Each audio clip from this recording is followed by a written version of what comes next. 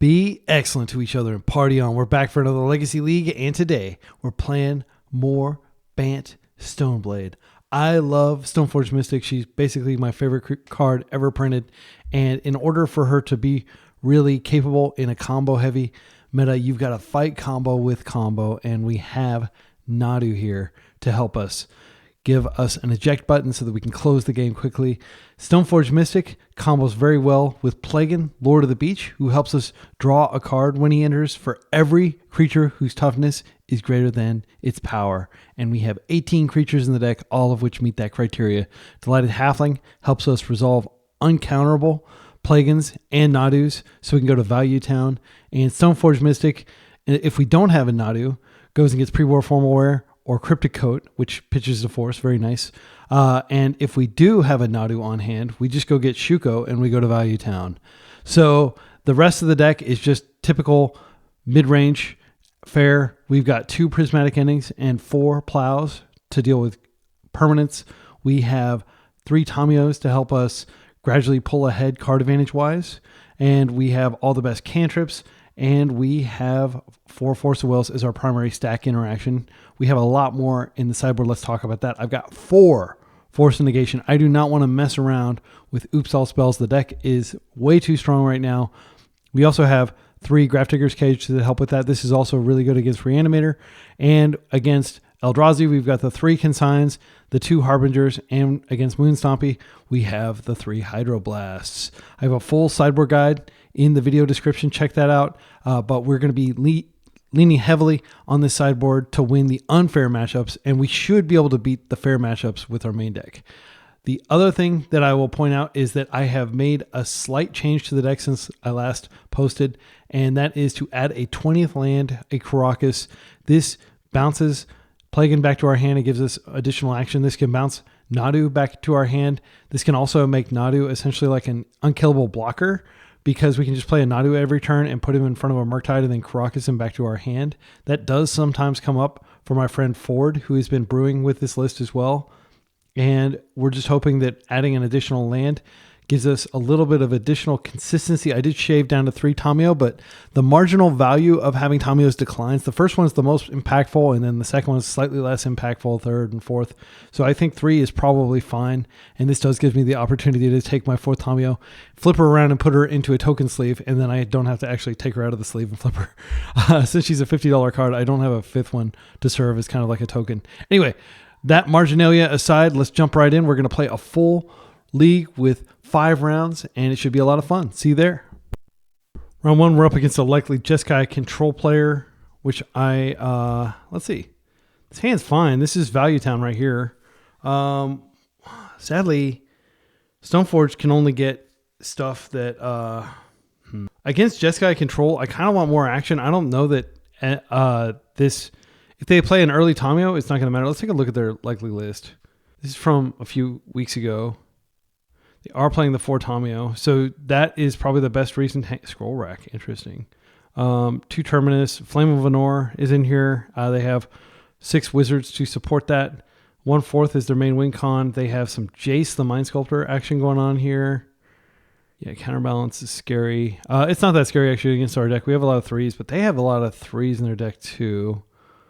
Yeah, they may not be playing this exact list, so I don't want to over-index on that. Cryptic Coat is pretty good against them. They can Prismatic End it, though, but it still leaves us with a body. I think every card is going to matter, and this does give us the opportunity to play on basics. Do they play back to basics? They haven't historically. They play a lot of non-basics themselves. They're not as basic heavy as a lot of the lists. I mean, they do have 4 islands. Okay, I think we just keep. This is a perfectly serviceable hand, regardless of what they're playing. I can get a Surveil, since I don't really need to worry about, I'll just get a Surveil, and we'll see if they have a Tamio, we can end it. They probably won't have days up if they turn 1 Tamio. All right, they're just passing. I'm going to Surveil. Archive. That is a top. I can put these equipment back for sure. I think that's really good. We're just going to play this. We'll do it during their turn. And then, so I'll put both these equipment back, and then I will be able to, I mean, unless I drew like another land, I don't know, actually. I think it's fine to keep drawing land. I do think Cryptic Coat is the land or the card we're gonna get with Mystic. We'll see what we get off this Brainstorm. Spell Pierce would be annoying. Oh wow! So now we definitely want to put back these cards. All these other cards are straight gas. We do have Pre-War if they counter Nadu. Since they don't have an early Tamio, I am kind of thinking we put back Prismatic Ending. We can get it later if we need to, and then I can hang on to Pre-War here. I'm just gonna go to Trop. I will be sad if they have Back to Basics here. I don't actually have any defense against it. I do think it's correct to go ahead and start with Stoneforge. Drawing the second Stoneforge is unfortunate because we don't have that many things to go get. I'm going to go get the Shuko and I'm just going to play it. Is that true? No, I'm going to ponder and see if I can find a force. These... Oh, I don't want that plow at all. Do I really want 2 lands? I mean, with my hand the way it is, 2 lands is not terrible. Because I can... Yeah, I think I actually do. I am okay with the lands. And also, if for some reason they... I think I was probably too greedy. Just in case they back to basics, I'll have wished I'd fetched at least 1 basic. But I can fetch basics from here on out. Okay, good. No back to basics immediately. So this turn, we're going to just Nadu. And then, yeah, I'm just going to Nadu this turn. And then if they counter it, that's fine. I will just, okay, this is a force. That is fine. That is just how we drew it up. I can go ahead and deploy the Shuko. They're not representing Wrath of the Skies, but they could Wrath, and that would be annoying. I do have another Stoneforge if I need to get... I'm going to go get a basic island here just out of respect for potential back to basics. We have our colors. I don't expect any other mana disruption other than back to basics here. Okay, let's go ahead and equip, and let's just come in for 2. Start the clock. Start your engines, as that House Squad Heavy likes to do. Magic in 1993, talking about like, you know, random mythics, random myths from like Scotland and stuff, and then Magic in 2025, NASCAR. Okay, that's not the end. We got Plaguein, Counterbalance. Okay, so what I want to do here is I'm just going to pre-war, and then I'm going to Plaguein, and then draw like 3 cards. They could counter Plaguein if they have the 3 on the top. If they have like a Wrath type effect, it completely destroys our board with very little value, but Plaguein is going to draw a lot of cards on the way through. Getting some server lag. This is a clock intensive matchup. I'm going to go get a Plains here. All right, and we are going to go ahead and see if Plaguein resolves, and then we're going to pre-war with his ability on the stack. It was in. They may force. Okay, they do force. That's okay. I can wait till the end step to pre-war. I'll just wait. My opponent doesn't know what I have up my sleeve, but having a pretty large Nadu hitting them for 5 and annoying them is pretty good. They have Plateau. 4th. This is fine. They can take the Monarchy if they want to. This is such a blowout. Uncounterable. Let's go get our Nadu here. Next turn, we can go get the other Shuko, and we can just go straight to Value Town after taking the Monarchy. The Monarch, rather. For some reason, it's Monarch instead of Monarchy. It should be Monarchy. Because Monarch is the king. I guess you are the king. It doesn't really make sense. Like, you have the king? If you have the king? I think first things first, we are going to want to take the Monarch. Let's go ahead and do that. I guess I wanted this. I could have seen whether this resolves. Let's see whether this resolves, and if they attempt to counterbalance, then we can brainstorm if the coast is clear. The Scalding Tarn on top. Okay, so I'm just going to brainstorm this other one away. Yeah, and they scoop, because they know they don't know I can get another Shuko, but they should presume that I have more than one Shuko. I have gone down to 1 Shuko, and I think it's a mistake, because just naturally drawing Shuko is not that bad with 4 Nadu in your deck. Okay, so sideboard. I actually have a sideboard guide just for this. So Jeskai, -4 SCP, -1 Savannah, plus Hydroblast, and 2 Force Negation. And we take out the SCP because it's just totally dead against them, basically. And I take out the Savannah because we don't really need additional land. Caracas can perturb their Tamio. We are going to fetch basics just out of respect for like the many kind of like Blood Moon, Ruination, stuff like that their deck can do. Okay, so this hand has the combo. This has protection.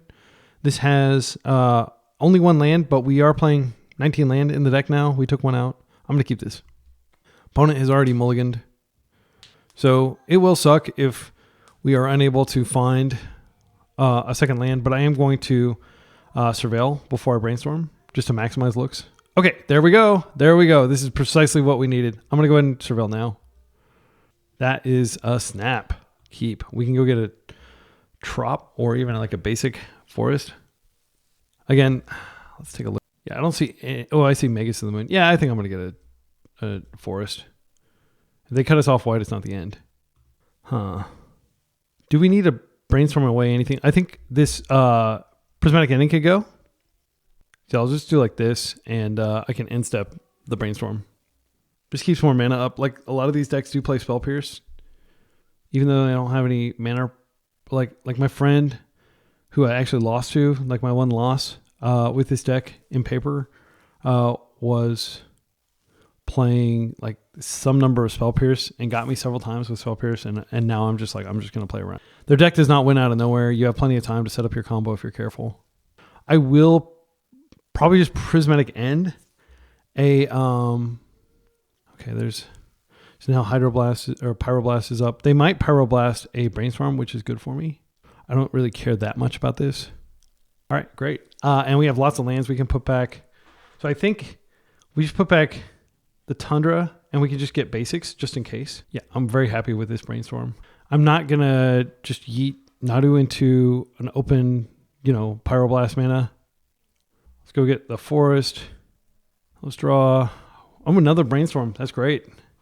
So we can potentially Brainstorm again, and we can Brainstorm the island back, and then we could go fetch it. But I'd rather not do that. I think I'm just going to hold up Force Negation. Their deck is mostly cards that can be countered with Force Negation. I'm not going to play Shuko out until we feel relatively confident that we have the combo.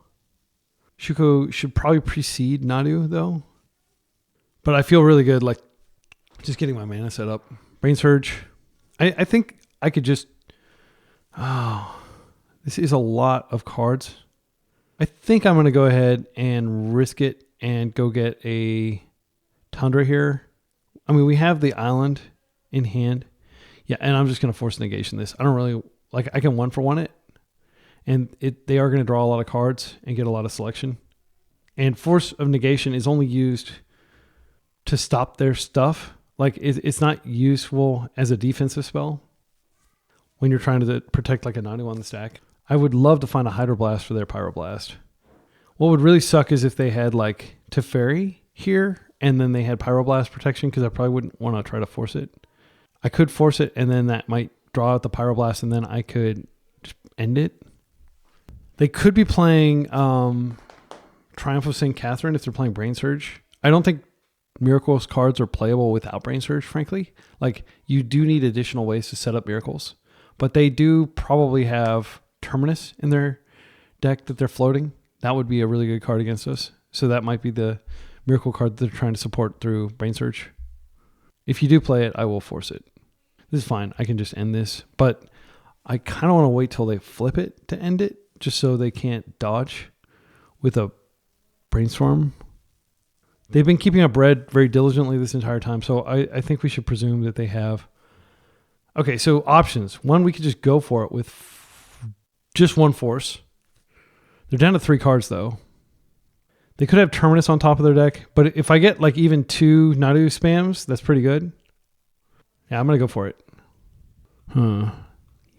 So I think we want to play out the Shuko first so we can start Naduing immediately. And if this fails, it'll be embarrassing. But if it works, if they only have one piece of interaction, then we'll be very happy. I suspect this is a Pyro. There's the Pyro. I'm going to go ahead and force because I'll need a Brainstorm to find some additional action, like a follow-up Nadu. Okay, wow. Are we in? Oh, no. Yeah, all right, that sucks. So they are going to get a clue here. I don't feel bad for going for it, though, because they had to go to Hellbent for that. What did they pitch? They pitched another Brain Surge. Yeah, but they're in the driver's seat now after our failed shot. I do think we need a PE here just to slow down their engine. Let's see if they cast something. They don't. So they could have Brainstorm as the card they drew. Plague is not terrible. Plague does cantrip. It doesn't do anything else. Gosh, this is going to be so embarrassing if they just Brainstorm here. They can also potentially draw into a Brainstorm. Brain Surge, if they have like 4 of those. That's another thing to flip their Tomio here. I don't know why they're even thinking about it. Okay, well, that has to be forced. Damn, that is a huge card. Okay, we found Force Negation that doesn't do it, but we did find a backup Shuko. This sucks. And now we don't have Plague in this turn, and they have a flipped. Yeah, this is pretty catastrophic.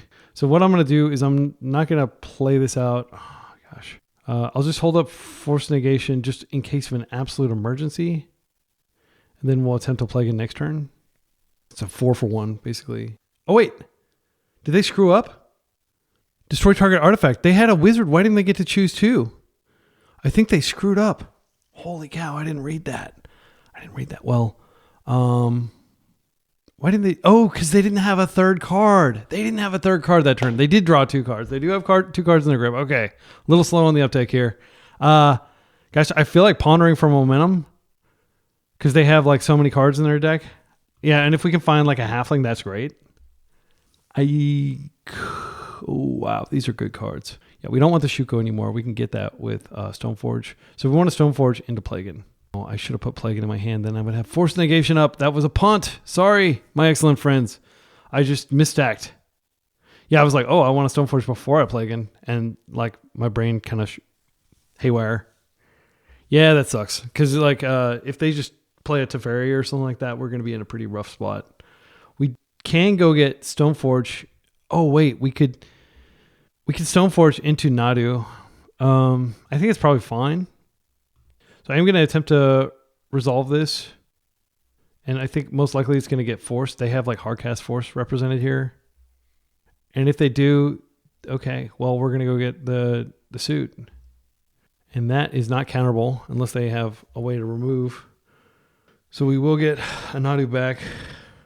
Yeah, we're lucky that they countered that Nadu instead of like just plowing it or something because we wouldn't have a target. Normally you don't have targets in this matchup, but I figured between like Wrath of the Skies and Pyroblast and stuff like that, we would likely have something we could play Manor, draw 2 cards. That's fine.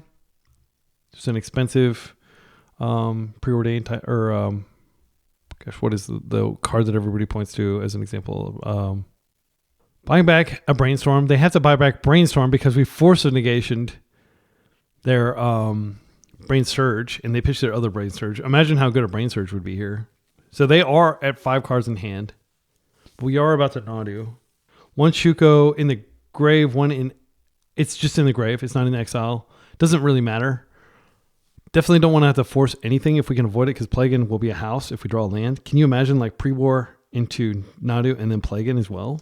That would be so sick. We would have a full grip. We draw 3 cards and we'd have a Nadu in play and we could start targeting. I don't see a second white. Okay, there's the second white. So now we have to worry about Supreme Verdict. Best draw is a land. Crocus. Oh, land is fine. Yeah, that's land. Okay, so let's go ahead and I'm just going to play a Plaguein here. Plaguein. And then I'll go ahead and pre-war. And what they're going to do is probably like wipe our table. And we won't have anything in play. But Plaguein is going to draw us a card for every creature we're about to lose. Containment Priest is pretty good. It's an interesting card to bring in against our deck when like pre-war is literally the only card that it matters against. Okay, we get 2 cards. All right, Hydroblast is good. We have protection against Fourth Aerolingus next turn. We can just suit up one of our creatures and start beating. Terminus, that's fine. Is it fine? I think it's fine. I'm not going to force... Like both of these cards were 2-for-1s or N-for-1s. Yeah, that's fine. Pre-war is still something that we can use to equip and give vigilance to our creature. Not that combat really matters. Our opponent conceded last time when we got the Nadu combo, so if we can get it again, I think they'll probably concede. Plaguein is the light version of the Nadu combo, and then you still have to pay mana to target, but we have 3 more Plagueins, or we have all 3 Plagueins in the deck. In fact, we've got every single creature in our deck. So 40 cards, but like just juice. Just so much awesomeness in there. They've got a ton of land, which makes their plays very scary. Okay, so I think the correct thing to do here is go ahead and ponder and see if we can find some action. Like a Stoneforge, a Nadu. We could just play Tamiyo and keep up both force and... Yeah. So what I want to do... I don't want this land ever. I do want the Nadu, but I'll take the Tamiyo here because it will probably bait their removal. And now we have both Hydroblast and Force Negation up. Next turn we can equip and we can start doing damage in addition to everything else we're doing. If Tamiyo gets removed, I'm just going to ignore it. I'm not going to act. Entreat the Angels. Okay. So we'll wait till they pay and then we'll force. This is a must counter spell here. They tapped out a Pyro, but they may have a second Volk. Blue. If you have a force, the game is probably over. Not necessarily, but probably.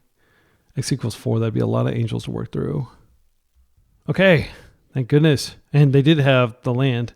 Maybe that was in their hands. They couldn't go grab Pyro, so they might still have Pyro up.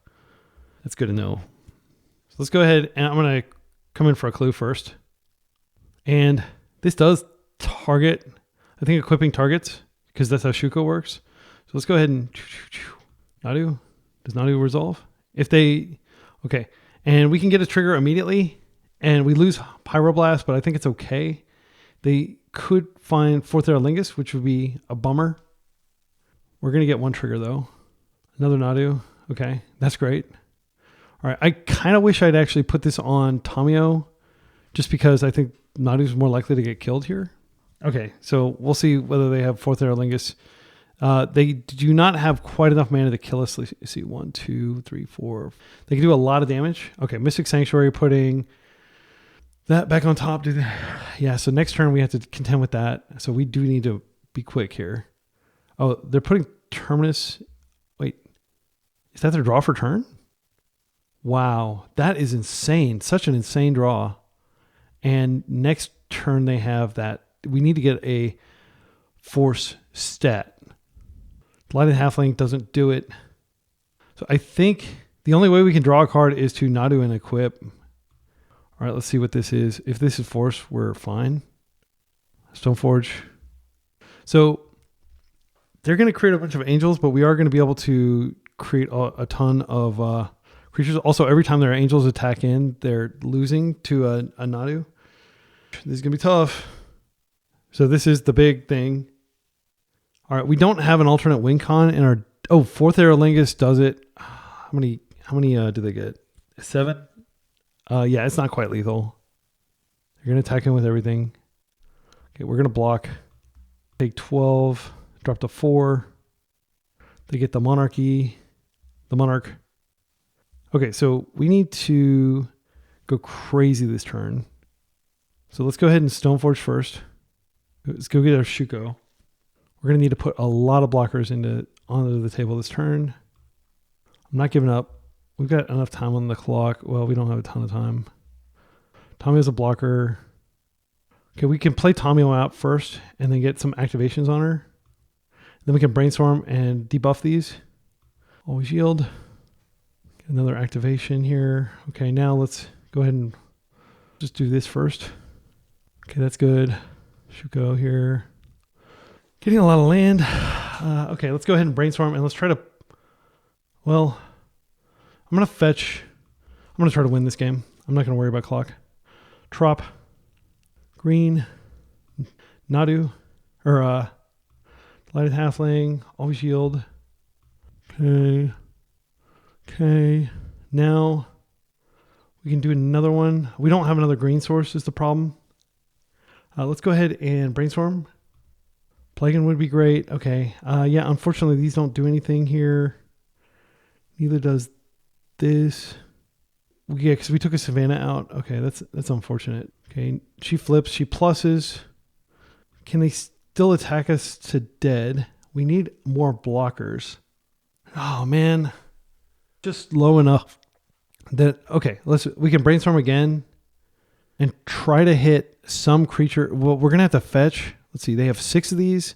We have 3 blockers. We could get freaking Delighted Halfling into play. The other option is, of course, we just Karakas Nadu back to hand. No, we don't have a green to recast him. We could just Pyro 2 of these. Yeah, that's desperation, but I think that's better than brainstorming. Okay, let's go into an attack. I just want to make sure that I got all my activations. Yeah. Well, let's see what they do here. Draw a fetch that we can't use. So, yeah, we can't fetch at all. We just have to chill. They attack in, they lose everything, we lose 2 life. So they do have that that angel thing in their hand. They have to pay the hard value for it. They're coming in to knock us down to 1. Always yield. Let's block. Boom. Boom. Boom. Actually, yeah, if I'd moved the Shuko around, I could have killed one of them. That was a punt. We're not going to be able to kill them this turn. They do get the Monarch back. Yeah, that was totally a punt. That was so dumb. I'm kind of tempted to concede right now because I'm not sure if I can win anymore. If they entreat, I think I just scoop because I can't get through all those angels. We have lots of stuff we can do in our hand. I'm not giving up. They still have entreat in their hand. They can entreat next turn. They get the Monarch. Okay, let's see. Oh, I could have Karakas it back to my hand. I'm so dumb. Oh my goodness. I can't believe I punted that hard. Yeah, I could have Karakas Nadu back and then I would have Nadu'd again and I probably wouldn't. Yeah. Damn. That was such a punt. I'm sorry, my excellent friends. I'm not used to having Karakas in my deck and it didn't occur to me that I could have Karakas it back. But I don't think we were likely going to win that game with them having entreat in hand and us not having any mana to force. We would have had to commit a lot of mana to be able to dig deeper into our deck. I don't see any changes that need to be made here. I feel vindicated in my decision of taking out the forces here. I should have been paying closer attention to their mana base, but I think they are playing a lot of basics. So I think we are still correct in fetching basics. So this is going to come down to time for sure. I am going to try to play as quickly as I can. Yeah, I Karakas Nadu back to my hand, and then I replay him, and then I just start going off again. I can play another thing. I could probably get pretty deep into my deck. I don't have Plow to gain life. Is a problem, but like that's almost never going to come up. Like that was like the one situation. Okay, so here this is a great hand. We have Delighted Halfling. Any Stoneforge Mystic hand is probably a keep just because it generates value, and we can play on basics here. I'm going to go Basic Forest into Delighted Halfling and put the fear in him. We've got 5 minutes on the clock. Let's be quick. And then I'm just going to F6. I'm just going to F6 through their turn too. That does tell them I don't have force, but Karakas. Okay, so I think we just go get Cryptic Coat. Go get Cryptic Coat. I need to be decisive. Cryptic Coat is hard for them to deal with. It is a slow win con. Put them for 1. And we'll pass. And we're just going to try the weenie strategy in case we luck into drawing Nadu. If we draw Nadu, great.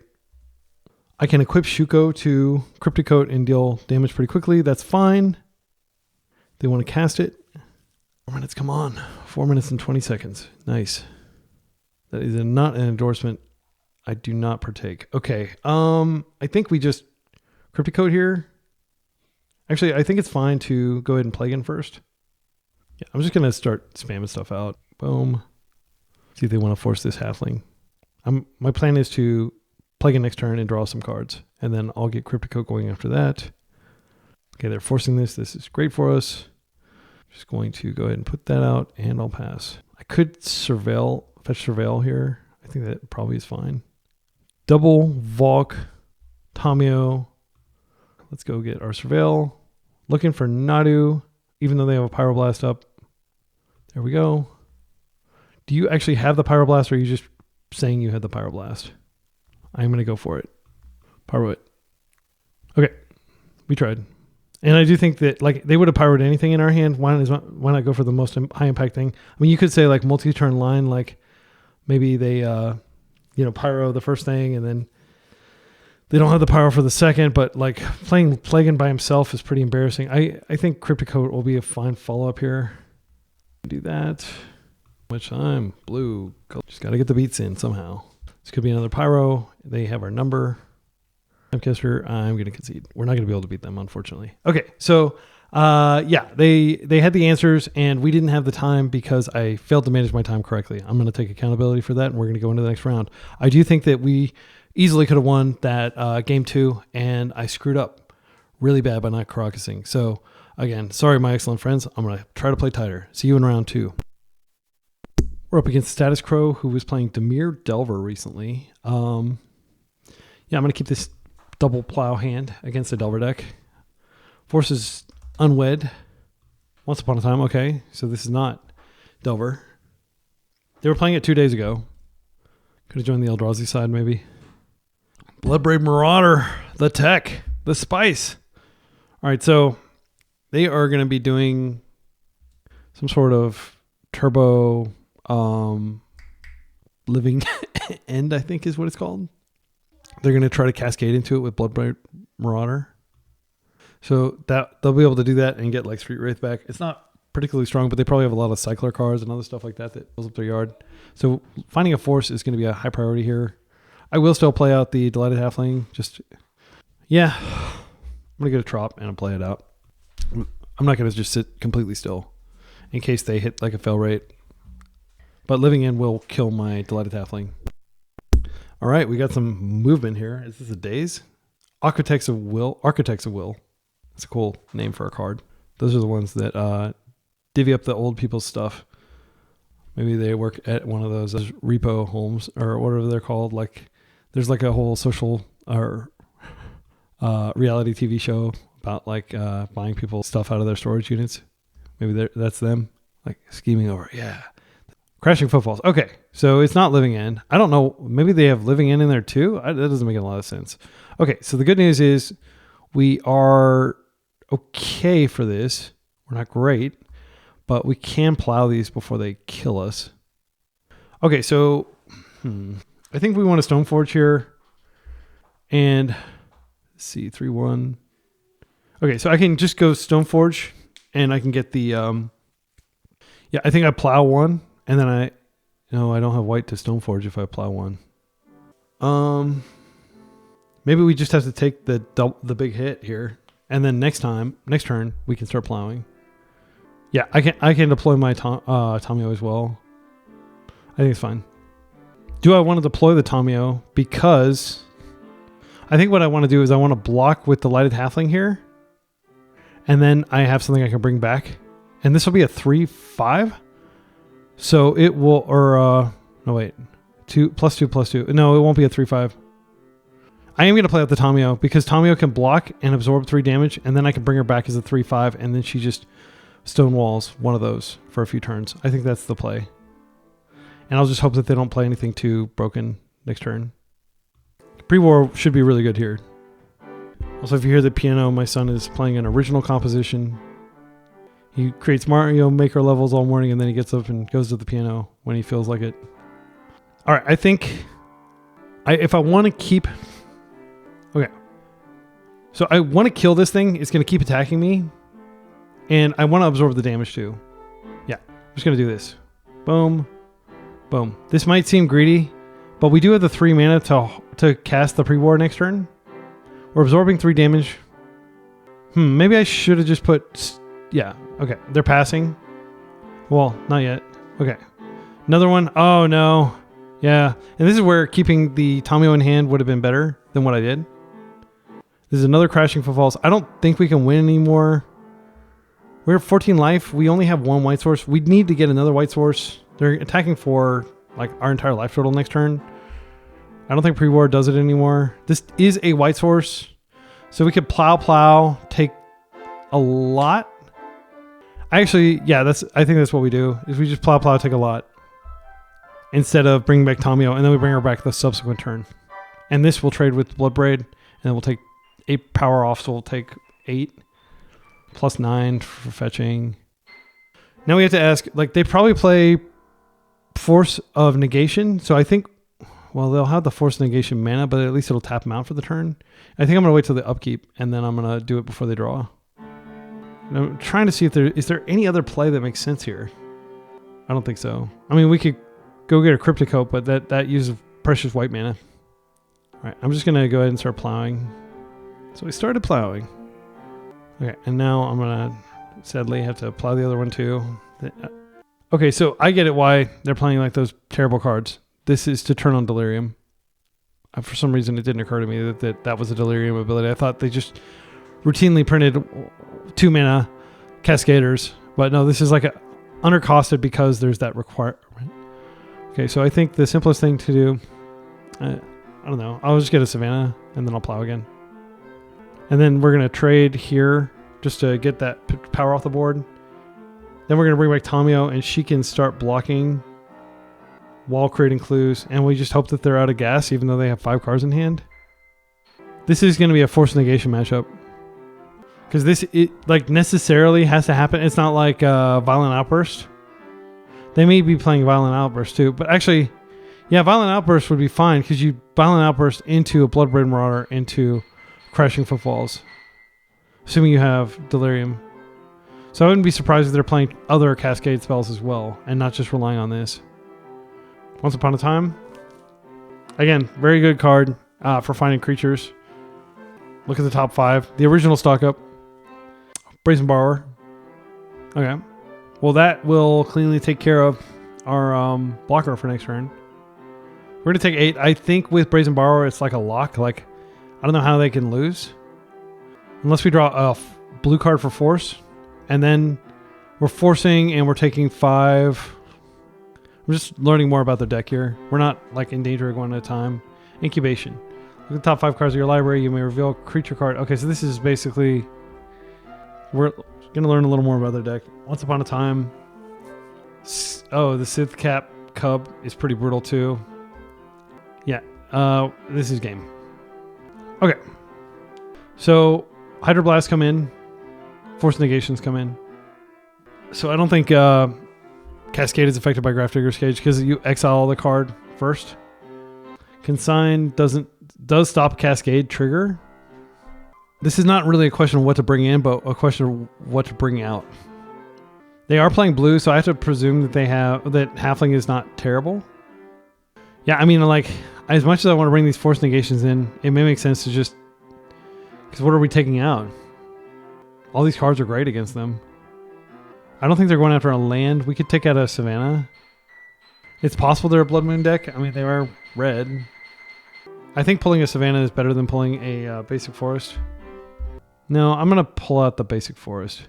Basic Forest is the worst card in the deck because it can't trigger Plaguein. The worst land. Yeah, I'm really at a loss for what to take out. Like, all these cards are fine. Prismatic Ending is fine. I mean, Prismatic Ending is the weakest card in the sense that everything in their deck is high mana value. So maybe that is the cut. Let's do that. I mean, yeah, I know it can target those rhinos, but you don't want the rhinos to get out of the can in the first place. I'm not going to compromise our deck's combo. Their deck is faster than ours, but... this is, a potential... Turn 3 Plaguein for 2. I'm going to keep this. And then worst case scenario, they waste us, but like less worst case scenario, we have Halfling and we have a second Halfling. And then we Plaguein and we draw 3 instead of 2. This does not do anything to check their early aggression, but I don't think they do anything until turn 2. I didn't see any Spirit Guides. And they wouldn't necessarily have Delirium in order to use that card early on. You could definitely argue that this is a mulligan, but because it is a one-lander, but the Ponder plus the Delighted Halflings gives me hope. And the fact that we're playing... Well, we're on 19 land because I did cut a land. All right. Drop, Halfling, pass. Recycle. Okay. So they're getting types in their yard. They may have been cycling to see if they find a force because maybe they're worried about that card. Once. Bloodbraid Marauder. So they've already got 2 types. They have a fetch. Okay, fetch. I mean, they're like very close. If they like Ponder or Brainstorm, well, Ponder specifically. So, well, they can't Ponder because they're not playing any 1 or 2 drops other than Bloodbraid. Crashing Footfalls, Suspend. Okay, that's good to know about. So yeah, we're on notice. We've got like 4 turns to tie something together. All right, Nadu is not bad. We do have the combo now. What I'm gonna do. I'm just going to go ahead and prep the combo. And I'm going to hope that they don't interfere. And then next turn we just Nadu like crazy. Uncounterable Nadu. Their deck is dedicated to comboing off themselves, so they may not be ready to be able to stop us. Another fetch. Something like, yeah, really anything that removes one of our creatures would be bad, like Fire Ice or something like that. And then if, I mean, Nadu is going to draw like 6 cards. I think we're going to win if Nadu hits the table, even if they are able to Cascade this turn. So sometimes you just have to play like a filthy combo player and hope that they don't have the interaction. Delighted Halfling goes a long way toward fueling your hope. Fire. Yeah, I called it. All right. Well, we need a land. All right, I'm going to ponder for a land. No land. Come on, deck. Don't do this to us. We're so close. No. Next turn, we'll brainstorm. Yeah, I don't think you mulligan hands like this. Like, that was bad variance. Granted, we did draw into Nadu, but we had, like, Plagan, which was going to be insane, too. Okay, and now they can go... They don't have... So we'll see what they're doing. Once Upon a Time again, hard cast. That's fine. We're just looking for any land. Literally any land in our deck. Got 18 lands in there. And 50 cards. Okay, they did find a land. We can still win with just 2 creatures if we find a land. All right. I think we win. All right. So I'm not going to respect basics here. Let's get a Tundra. Green. We're going to get 2 triggers regardless. And then we just have to... Okay. And they concede when they see... That's interesting. They didn't even wait for us to show them the Nadu. We could have been gone from Plagan. Okay. All right, and so that behavior, how does that change things? They just don't want to play against Nadu. A lot of people just don't want to play against Nadu, and they concede, even when they may actually have a chance of winning. So we could pull the plows and just play force negations. Either way, it's a 2-for-1. Like you're plowing one of the things, or you're 2-for-1ing yourself to counter it. I mean, being able to force. I mean, they seem to be really in on. Is that irresponsible to remove our spot? We can overpower those things. Yeah, I'm gonna live in that world where we overpower. Bring in 2 consigns to force of negation. Yeah, we're still keeping all the equipment. We're still keeping the Delighted Halfling Dream alive. Yeah, we still got our cantrips all in. Sometimes I shave those in certain matches, but this is not one of those. Okay, Nadu, Shuko hand. We just need to find a land. I'm gonna keep this, and we've got a force negation. Cryptic Coat will be the pitch, and then we'll just cantrip, because we're never going to need to cast Cryptic Coat if we can get the Nadu combo going. Crashing Footfalls in suspense, and all right, that's great for us.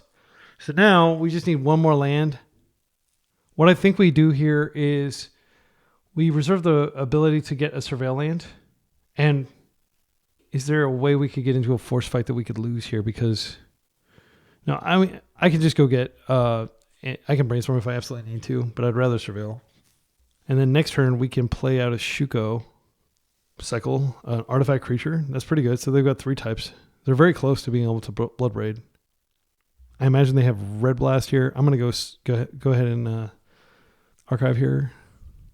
Pre-war is not really what we're looking for. It would be a nice refill, but we need land. Or a... The best draw would be a Halfling. Okay, we got the land. That is awesome. If I think I do want to Shuko here. Yeah, I'm going to Shuko. And if they have like a force or something, like we can't get through that, or a Pyroblast. And you could say, oh, you should have kept the pre-war for this. If they force this, I'll be totally fine with that. And then we'll just figure out another way. All right, we've got how many turns before the Rhinos arrive? 3 more turns. Okay. I would be stunned if they're not holding up Pyroblast here. And unfortunately, Force Negation does not protect you.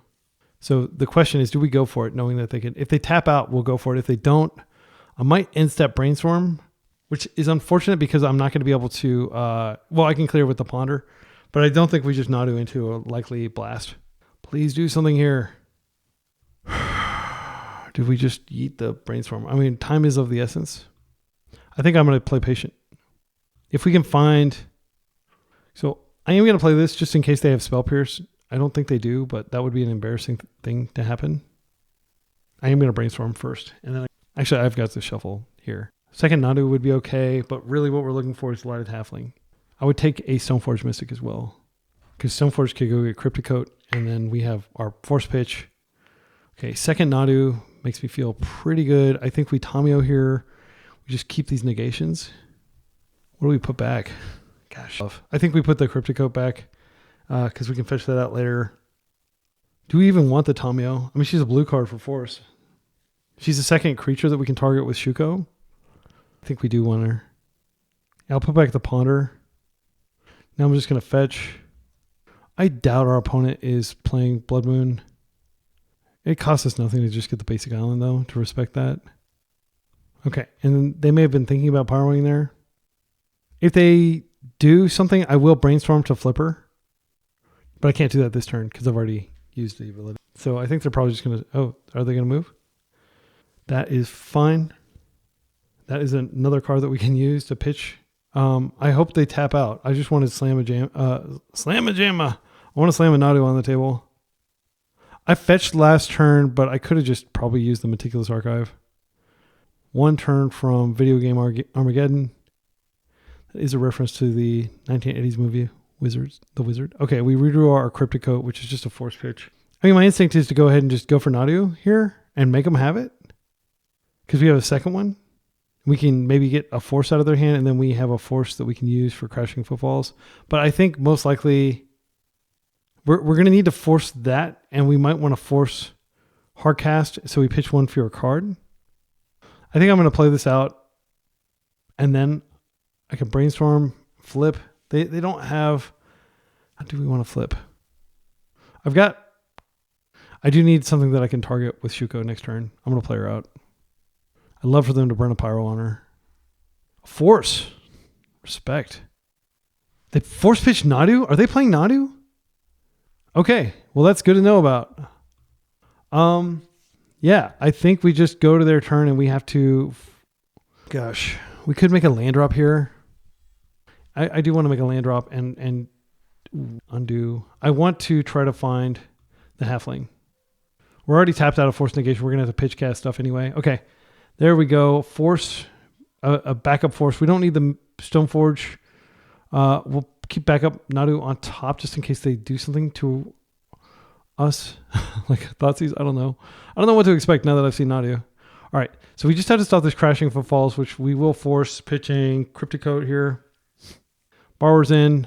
That's not a big deal. Okay. So this is going to be forced. We don't have consign, so we do have to force it. Okay, so now it goes on the stack. And now we just force. And to the extent to which we go in, I think is total. We are... Okay, wow, we stopped it. All right, great.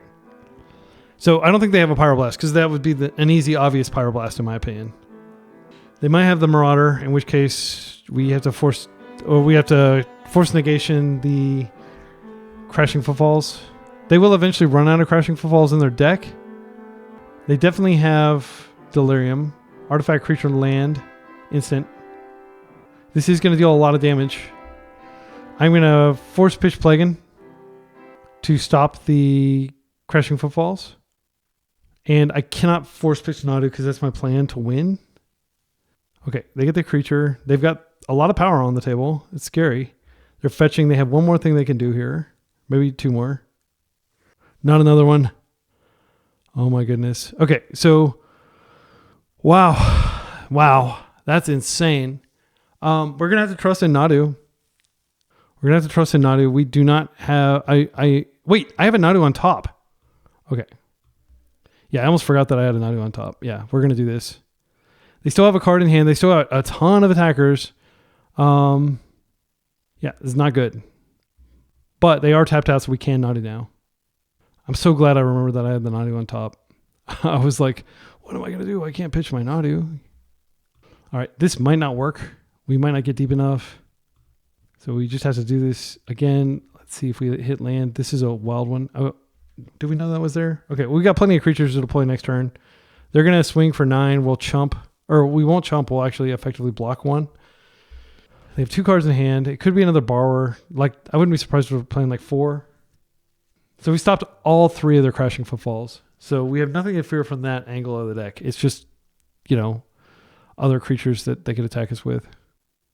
gone. Okay. So we get a Hydroblast. All right. And they're going to deal 9. That's not good. Are we dead next turn? Let's see. Take 9. We dropped a 5. Okay. So what we do is we Nadu, we find a land, and then we Tamio. Nadu has to find land here, which is a higher likely than normal. Okay, land. That's not the land we need, though. We have to find another land. Oh! Brutal. Absolutely brutal. Yeah. We can't stop all that. Wow. That was a close game. Again, I think that everything kind of came together for them. Like, I don't know. I was not expecting to lose that game when I had like all those forces and everything, but they made me use every single force. And we got good trades the whole way down. It's just they had so much gas. All right, see you in the next round. All right, round 3, we're up against a likely control gamer with a very good hand. So they've been playing this Beanstalk deck, Murktide, Hooting Mandrills, Triumph. They played a pretty broad variety. They've also played Reanimator and stuff. I think this is fine, though. This is a pretty well-rounded hand. I think we wait on Tamio because we can Surveil, and then we can have the Brainstorm to protect her. And I do expect this game to go longer, and I like to just keep a land up just in case they have like turn 1, like with some sort of protection. Like if they're, well, I guess if they're going to Entomb, we're on the play. But if we lose Tamio, we're not really doing anything. So it's a question of like, is it worth getting a clue? Potentially. Like the potential of a clue, if we play her out and get an extra attack in, is that worth giving up a Surveil and the ability to protect her and turn her into a Planeswalker? Misty, this could mean anything. All right, they're fetching. Basic Island. Their own Tamio. Okay, well, we could plow now when I think I'm going to untap and just plow and take it super slow. I'm going to go get a Surveil. I want to find another land. That I think goes in our yard. If they're playing Tamio, yeah, I don't want to draw that. I've already got one. Okay, Cryptic Coat, not a spectacular draw. Yeah, I think I'm just going to get this out of the way and I'm going to chill with lots of interaction up. I mean, I could go ahead and play her. They don't have white mana represented. Yeah, I guess I'll play her out. I think for us, it's more important to stop their Tamio than it is to protect our own Tamio. Here comes white mana. I think we just accept the plow here. They're on Bant as well. Yep, there's the plow. I mean, we could force and keep this alive. They could have Spell Pierce. I'm not going to risk it. Spell Pierce or Daze would be a blowout. Yeah, and I said I was going to take it slow, and I just got punished for not taking it slow. All right, Plague and Lord of the Beach. Let's go ahead and Brainstorm. We need to find a land. If we're Brainstorm locked, that's horrific. We've got 20 lands, though. Spell Pierce on this. So they did have Spell Pierce. So there, I would have gotten totally blown out. As it is, it's a 1-for-1. I'm going to go ahead and Brainstorm again. Okay, we found a land. Plaguein is not great in duplicates. We can pitch one to force. I think what we do is we probably go like this. Then we can play our land. And then we've got force, Daze protected if we absolutely need it. So if they're playing Spell Pierce, they may be playing Wasteland. And that would wreck our day pretty badly because we really need mana to cast our 3-drops here. I am going to go Cryptic Coat rather than Plaguein. But actually, Plaguein might be the safer play because they do have Spell Pierce and they may have multiple Pierces. If they have like a big 3-drop like a Nadu, we can force that. A lot of basics. This is fine. That's very good though. Like I like to call it Landcestral Recall because they just got 3 lands. This makes me think that they're like probably like an Uro deck.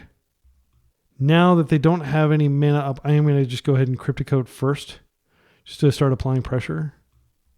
They will be able to pay the ward on this before too long. Let's see what oh wait, we're going to get a Plaguein under here. We didn't really want to draw a redundant Plaguein.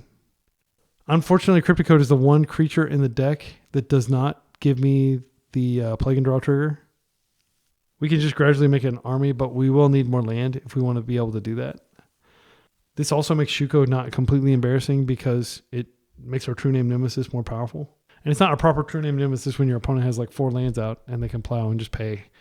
Okay, they're putting back a bunch of land and they're shuffling it away. So it is like an Ancestral Recall when you combine Loam with Brainstorm. Right? And I think at this point we probably force pitch Force because I do think that Plagueon's going to be pretty important here. If they have Uro, it's just nightmare for us.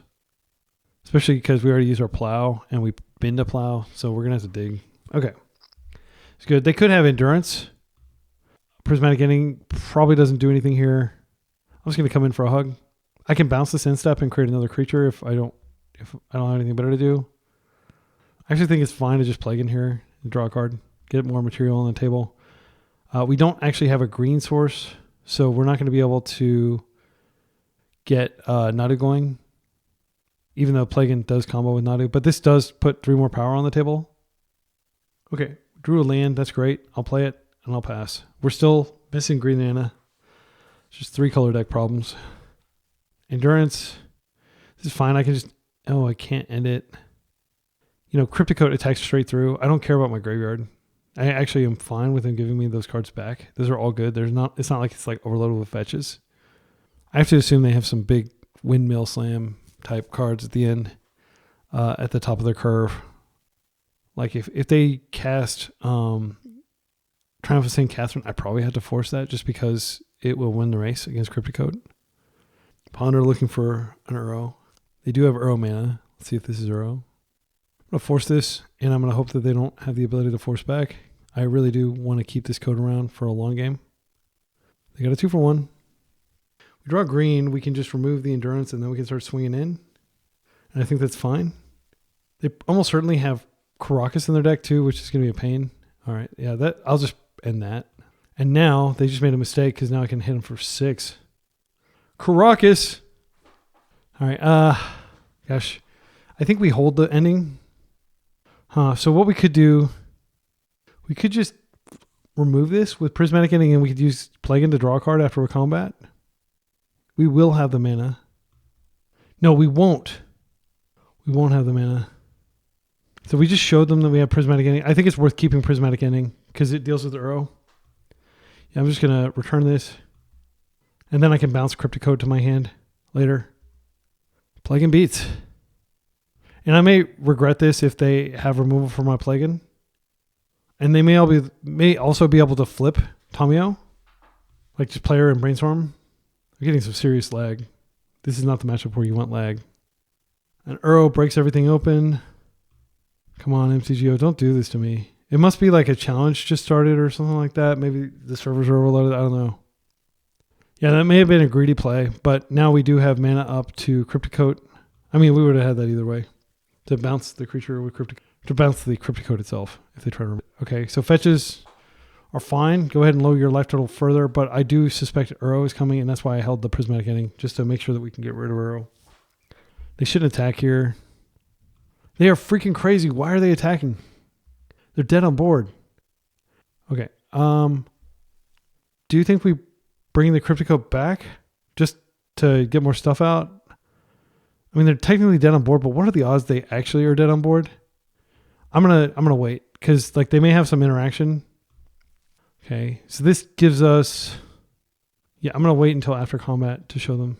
They may have another Endurance, which is fine. I will just Karakas and recast. That is okay. Give me my force back. Taking 3 here. I will be returning it to my hand. You have a plow on top of that. If you do, you might want to consider plowing your own creatures. They are fetching. So what I'll do is if they kill this, that's okay. I will just bounce Cryptic to my hand and I'll redeploy it. That does run the risk of them. Yeah, I don't know that that's correct because we definitely have them dead on board. Surveil a Force in the yard. I would love to redeploy this. Okay, they plow. That's fine. I take 3 to 2. If I just play this land out, I can actually double activate Cryptic Coat to get this stuff back. I have a green source now. If they play something that like would stop Cryptic Coat, I can potentially Prismatic End it next turn. I don't know. I mean, they're so low in life. They might as well attack. Murktide is fine. It doesn't change anything. assuming they can't take away the unblockability. They got 1 card left in your hand. What is it? You just showing me stuff? They do technically have the mana to plow plus pay for ward. And they would win if that was their last card. All right, we're not going to bring it back to hand. Okay, they're paying mana for something. Okay, and they have the card. So, unfortunately, nothing I can do about this. I'll gain a life. I will just bounce it back to hand. There's no harm in doing that. I'm trying to think of what I could draw here. Obviously, plow plus ending, and we could stay alive for a turn. And then we can also redeploy. We don't have the mana to redeploy coat. Pre-war doesn't do anything here because they've taken care of our graveyard several consecutive turns. Okay, so hear me out. We can Cryptic. No, because we need to spend 3 mana to end. And then we need to play the Cryptic. We take 1 from this. They draw a card. They draw 2 cards. And we have nothing on the table. We can't even fetch if that happens. Yeah, I think we just concede. I don't want to spend time trying to I think it's extremely unlikely we stop that offensive. Okay, wow. That was a surprise upset loss. I really thought that Cryptic Coat would go there, but they had exactly what they needed to win. I mean, it's not a surprise. They got a ton of value. Yeah, and I conceded a minute ago, but I'm going to lose another minute on my clock due to server lag. Not my league. I think we're already set up to beat this type of deck. I'm not going to make any sideboard substitutions. It's tempting to take out pre-war because they're using exile-based removal. I'm almost certain they're playing... I think pre-war comes out. And the reason is not only are they hitting our graveyard a whole bunch with Endurance, but they're using exile-based removal. And we can take a Stoneforge out. Then we can bring in... Force Negation is not great, going down in cards. But if we can keep going up in cards... And we do need to stop Beanstalk. I suspect Beanstalk's in their deck. Yeah, I'd rather have these Force Negations. And I can just hardcast them if we get into a dirtily situation. I'm not going to pull the plows because we've seen lots of creatures. Prismatic Ending is very good against Tamio. And Carpet of Flowers is probably in their deck. I don't know if they bring Carpet in against a non-tempo deck, but it would make sense here. Because of Carpet, I am inclined to go ahead and fetch basics. Karakas has been really good in this league, and I haven't been too flooded. So, yeah, maybe that was a correct substitution to go up to 20 lands. A lot of traditional, kind of Stoneblade lists play 20 lands. So it's not like this is, aberrationally large. The other Nadu decks play, 21. They play a Dryad Arbor. This is a fine hand. This has a path to early Nadu. I'm going to keep this. I think we start with... the option to get we do need to get an actual blue source. So I think I'm going to Surveil, and I'm going to hope they don't have Waste. Even if they have Waste, we do have Stoneforge Mystic, which will go get Shuko. The jig will be up. Yeah, I'm going to go ahead and Surveil now, so I don't draw it. Bant on Bant action. We do want this land. That can go get our basic island. Yeah, I'm going to go ahead and Stoneforge now. They may force this. This is a 2-for-1. Okay. Spell Pierce in the yard. It's good to know about. They are going to get their own Surveillant, I imagine. They bin a Pierce. Brainstorm. I think we're safe to just cast Nadu if we don't, rather than waiting around. Because, it's a 2-for-1 if they interact, after it's resolved. It's a 2-for-1 if they fight it on the stack. I don't like Spell Pierce in decks that don't have Wasteland. It just seems like a meh kind of thing to do. Hooting Mandrills is fine. We can't clear it, but it's not like they got... Okay, now we're getting too many lands. Yeah, I don't think we're going to expect any sort of non-basic land stuff out of this deck. I am going to go... I could fix my hand by brainstorming first. I'm just going to go ahead and jam Nadu. And I'm not sure. Leave a comment with a timestamp if you think I jammed Nadu too liberally. But my thinking is, okay, if they deal with it, we're not doing anything. We've got 3 more we're drawing to. We're not drawing to the other card right now. Yeah, so we get a trigger. We get a Force Negation. I'm going to just force this. So we got a free card off of it. Veil. Yeah, that sucks. All right. Well, they do get the trigger. Or they do get the card, and they also stopped us, and we 2-for-1 ourselves, and now we're doing nothing, taking 4 each turn. So that was like a really unfortunate sequence. And it didn't occur to me that they would be playing that. And it didn't occur to me that it would be a bad decision to do what I did. I think what I did was fine. I'm going to play the halfling out, and we're hoping to spike something good. For a deck that has as much value as ours, you do often find yourself in this situation where you're just sitting around waiting. And that may just be like bad variance in terms of like we are flooded this game. But if we draw a Plagan, we're in good shape. Okay, not anymore. They're just drawing so many answers, and it's crazy. They're just one for... Well, I guess Veil was like a 3-for-1. Yeah, that was pretty brutal. That's why they're so far ahead. All right, come on, deck. Karakas. I've learned that you do generally want to play out decks cards rather than just waiting, and I am going to go ahead and play this out. And we do have one land that we can shuffle back if we brainstorm. I think one land is fine, usually, for holding for brainstorm. I don't think you necessarily need to hold two because you're likely to find another land on top. Gosh, destroyed. I did not expect to get destroyed by this type of deck. Okay, Ponder set me free. Find another Nadu. Has to go. Plow takes the pressure off. We draw the Ponder next turn. Plow doesn't really solve the problem. Plow feels really bad because they might just drop a Murktide. They are low on mana. I think I'm going to have to do. And then we'll draw the Ponder, and then we'll shuffle after that. We got the pressure off. They can just redo it, or they can drop a giant Murktide next. But they don't have double blue yet. So maybe just Veiling, that doesn't do any... Oh, yeah, it does because we pondered, so they get to draw a card. Veil's so good. Maybe I should be playing Veil. Man. Yeah, Veil, unfortunately, is not strong enough against decks like Oops All Spells, because you don't usually get like a turn and they're like, okay, you veiled my thing, but I'm still going to combo off. So this is like, I think their deck would probably just get completely destroyed by most combo decks, but it's doing a great job of beating up on fellow, if you want to call what I'm playing, fair decks. So they have a Ponder. Okay, this is the Beanstalk. We can end this, but they're so far ahead. I do think we end before we Ponder. We know one of our top cards is bad, but I didn't want them to actually, yeah, because of the way I tapped, I do technically, if I want to keep this land in hand, I do need to go ahead and go get an island now. Yeah, that was comically bad misplay. All I need to do was tap the Savannah. This is Halfling and a Nadu. I think we have to do it. And we do have the shuffle, so we can get rid of the top land. But Nadu's not going to do anything because we don't have the combo card. But it is still like a game piece. We can Karakas it back after we uncounterably resolve it, assuming it, we still have a halfling by then. They are finding lands, so Murktide is back on the menu, and we could be dead to a Murktide very quickly. Another Beanstalk. They are very far ahead.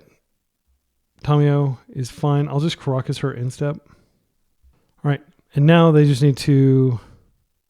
Targeting is going to trigger. We'll get a land. I don't want that land. I think I fetch if they target, and then I can Karakas to get a second trigger. Or I can just start beating down. They're going to potentially outrun Nadu, even if we find the thing. I find it hard to believe they wouldn't have a force at this point.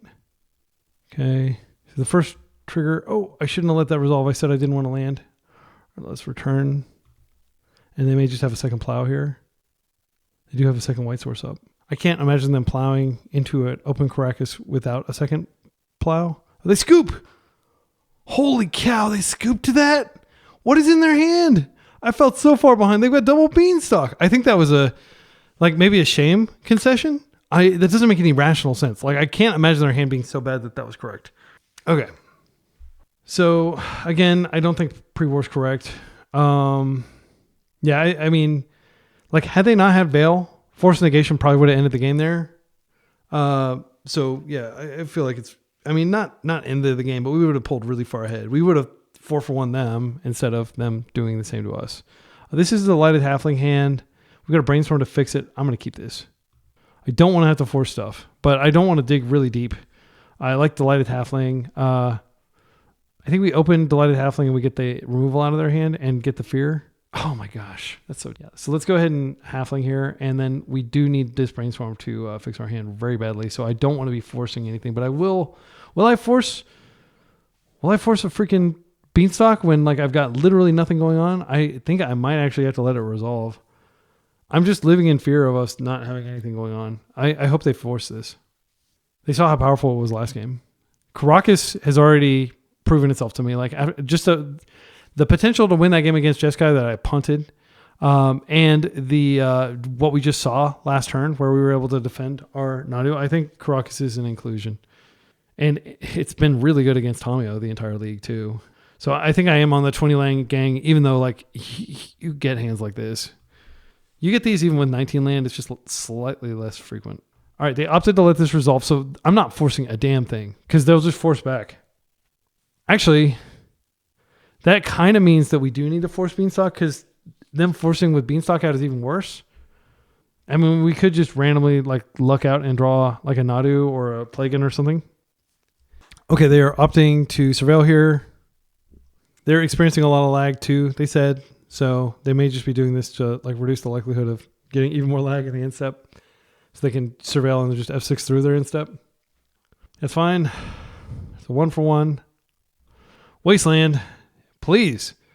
Okay. This is a perfect time for Wasteland. I have never been better prepared for freaking Wasteland. My goodness, do you have more Wastelands? Actually, I don't actually really want to deal with further Wastelands. But I do want to surveil. Yeah, I think it's fine. I'm just going to surveil. Let's surveil. Stoneforge Mystic would be phenomenal. Plow. I mean, that's a card. Yeah, I'll just hold it and then we can like brainstorm later. I mean, that does answer a lot of the ways that they win. They could definitely Spell Pierce here. I'm going to see if I can get them to tap out before I brainstorm. We have Spell Pierce protected force now. Scariest thing they could do would probably be like, well, actually, Life and Loan wouldn't be that big of a deal. I'm going to let that resolve. If they fetch here, I probably will just go ahead and brainstorm just to ensure that I don't get Spell Pierce because brainstorm is very important here. Then I can go get a basic plains or basic island, and I can keep this for a basic plains. No, wait, I've got a basic island. I'll put it back though. Okay, and I'm just going to brainstorm now. Okay, great. Fantastic. Okay, so we'll put back this, and we can, our hand isn't particularly mana intensive. Now I can go fetch basic island, then I can fetch basic plains. We don't have green, but it's okay. They have double surveil land in their deck. I'm stunned that I haven't seen Uro yet. I would be surprised if he's not in there if they have Loam. Okay, now I kind of want to just redraw the land. Yeah, I'm going to redraw the land. Tommy is fine. If they attempt to brainstorm, I can plow her. I'm not going to plow into... Well, I'm not going to shuffle my deck because I want that land. I think it's a basic island on top. Yeah, I'll take that. So we could... I am afraid that they're going to be able to brainstorm. I don't want to get rid of Tommy. I think I'm going to play my own Tomio, and then I've got brainstorm. And I've got plow in case they try to flip her. We have plenty of ways of attacking her. She's unlikely to go coast to coast. And also we do have 2 prismatic endings in our deck that we can dig to if we need to. It's so interesting that we didn't see a single wasteland and now we saw 2 in the same... Like I would have guessed maybe they were playing 1, but I wouldn't have guessed 2. But it makes sense with Life from the Loam. So we can go get forest with this. And then we have all 3 basics. But we can't get forest if we need to brainstorm to protect. So I'm going to let them have a clue. I think it's a small price to pay for not getting our, plow countered by a brainstorm. It's always very embarrassing when that happens. I will force a Beanstalk, but they may Spell Pierce it. Let's go and block here. I don't expect Kaito, but there's no reason to take a risk. All right, let's go ahead and just get a Trop here and attempt to brainstorm. And if they can counter this, then they got a 2 for 2. Yep, they are forcing this. So they are getting rid of our Tomio. All right, and they are just going to go fetch and Beanstalk. Don't Beanstalk. Okay, good. All right, they're low on resources, and they are tapped out, so I can plow now, and I am going to plow. I do think plowing is more important than Naduing here. Actually, if we Nadu, they just used 2 prismatic endings, but they haven't used any plows, and we can put Nadu in front of them. We get a card draw for it. I think it's better to Nadu here. I could get a Savannah. Did I side out Savannah? I think it's safest. I'm going to play safe. That may be foolish, but I am going to... No, I'm not going to play safe. I'm going to go for it. This blocks Tomio. If they flip Tomio, then they have to deal with this. They need specifically Plow to stop it. And that will give us it's a 2-for-1. And then we'll find another one. I mean, they're taking over the game with Tomio for sure, but like we do have that covered. Yeah, I think they're going to attack and then they're just going to create the clue and then they're going to brainstorm afterward. Okay, so now they have to flip her and they're not going to go get any more clues. That was crazy. I think that was a very questionable play. Okay. Best possible. Best possible. I mean, technically Stoneforge would have been better, but yeah, that ends the game. Wow. I can't believe they rammed their Tomio in there. Like I felt pretty far behind there. All right. Well, we're 1-2. We're 1-2. Let's keep going. I said best possible, and I think Stoneforge would have been slightly better because we would have had more equip triggers, but that did also mean that they would be able to Spell Pierce. I don't think we had enough mana to Stoneforge and Spell Pierce there. Our opponent plays Stompy. Our opponent plays Oops. Terrifying. Absolutely terrifying. I think this hand's fine, though. This is a force hand. What I will do is I'm going to Halfling, and then I'm going to try to... Yeah, I'll go Trop Halfling, and then... No, I need to go Savannah Halfling, don't I? It's dangerous. Very dangerous. Savannah Halfling, and then I can Stoneforge to go get... how important is Stoneforge? I think Brainstorm is more important. I think there's a high likelihood that I'm going to have to burn the Brainstorm here, though. Yeah, I'm going to go ahead and get the Savannah. And yeah, we're going to have to hope that Halflings carry the day and help us cast our creatures. Also, our opponent isn't going to necessarily know that they need to expect or respect Force of Will here because we are not representing blue mana. Hopefully it's not a Blood Moon. It's fine. This could be like an initiative style deck. A lot of initiative decks splash green. It's like green, white, red, so they get like 12 initiative creatures. We are set up pretty well to deal with initiative with our creature that can attack, with our pre-war that can regrow. Blast Zone. Okay, so they're on like a lands deck. Oh no! Oh no. This is catastrophic. But we are a 20 land deck and we have 18 lands left. Draw any sort of fetch and we can go get our second Halfling out. But I might actually just try to get a basic plains if I can. So, land please.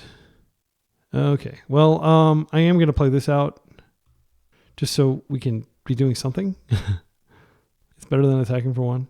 If they have Tabernacle, we can scoop it up. Yeah, we would have been able to Stoneforge there and get Cryptic Coat and then had even more interaction up. But it doesn't really matter. We're not going to be casting this Brainstorm for a while. There's the Blast Zone for one that we knew about. So it's kind of embarrassing, but like we're going to get a clue at least.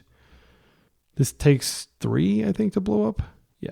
So they can get us to completely no permanents next turn if they have like an Ancient Tomb or something. I still think this is Eldrazi. These are Eldrazi cards. These are not lands cards. Lands doesn't play Lotus Petal. Land, please. Oh. At this point, I think it is correct to go ahead and play. No, it can't be correct to play a Halfling here. Oh, man. Because we don't want to get our Halfling blown up. Let's see.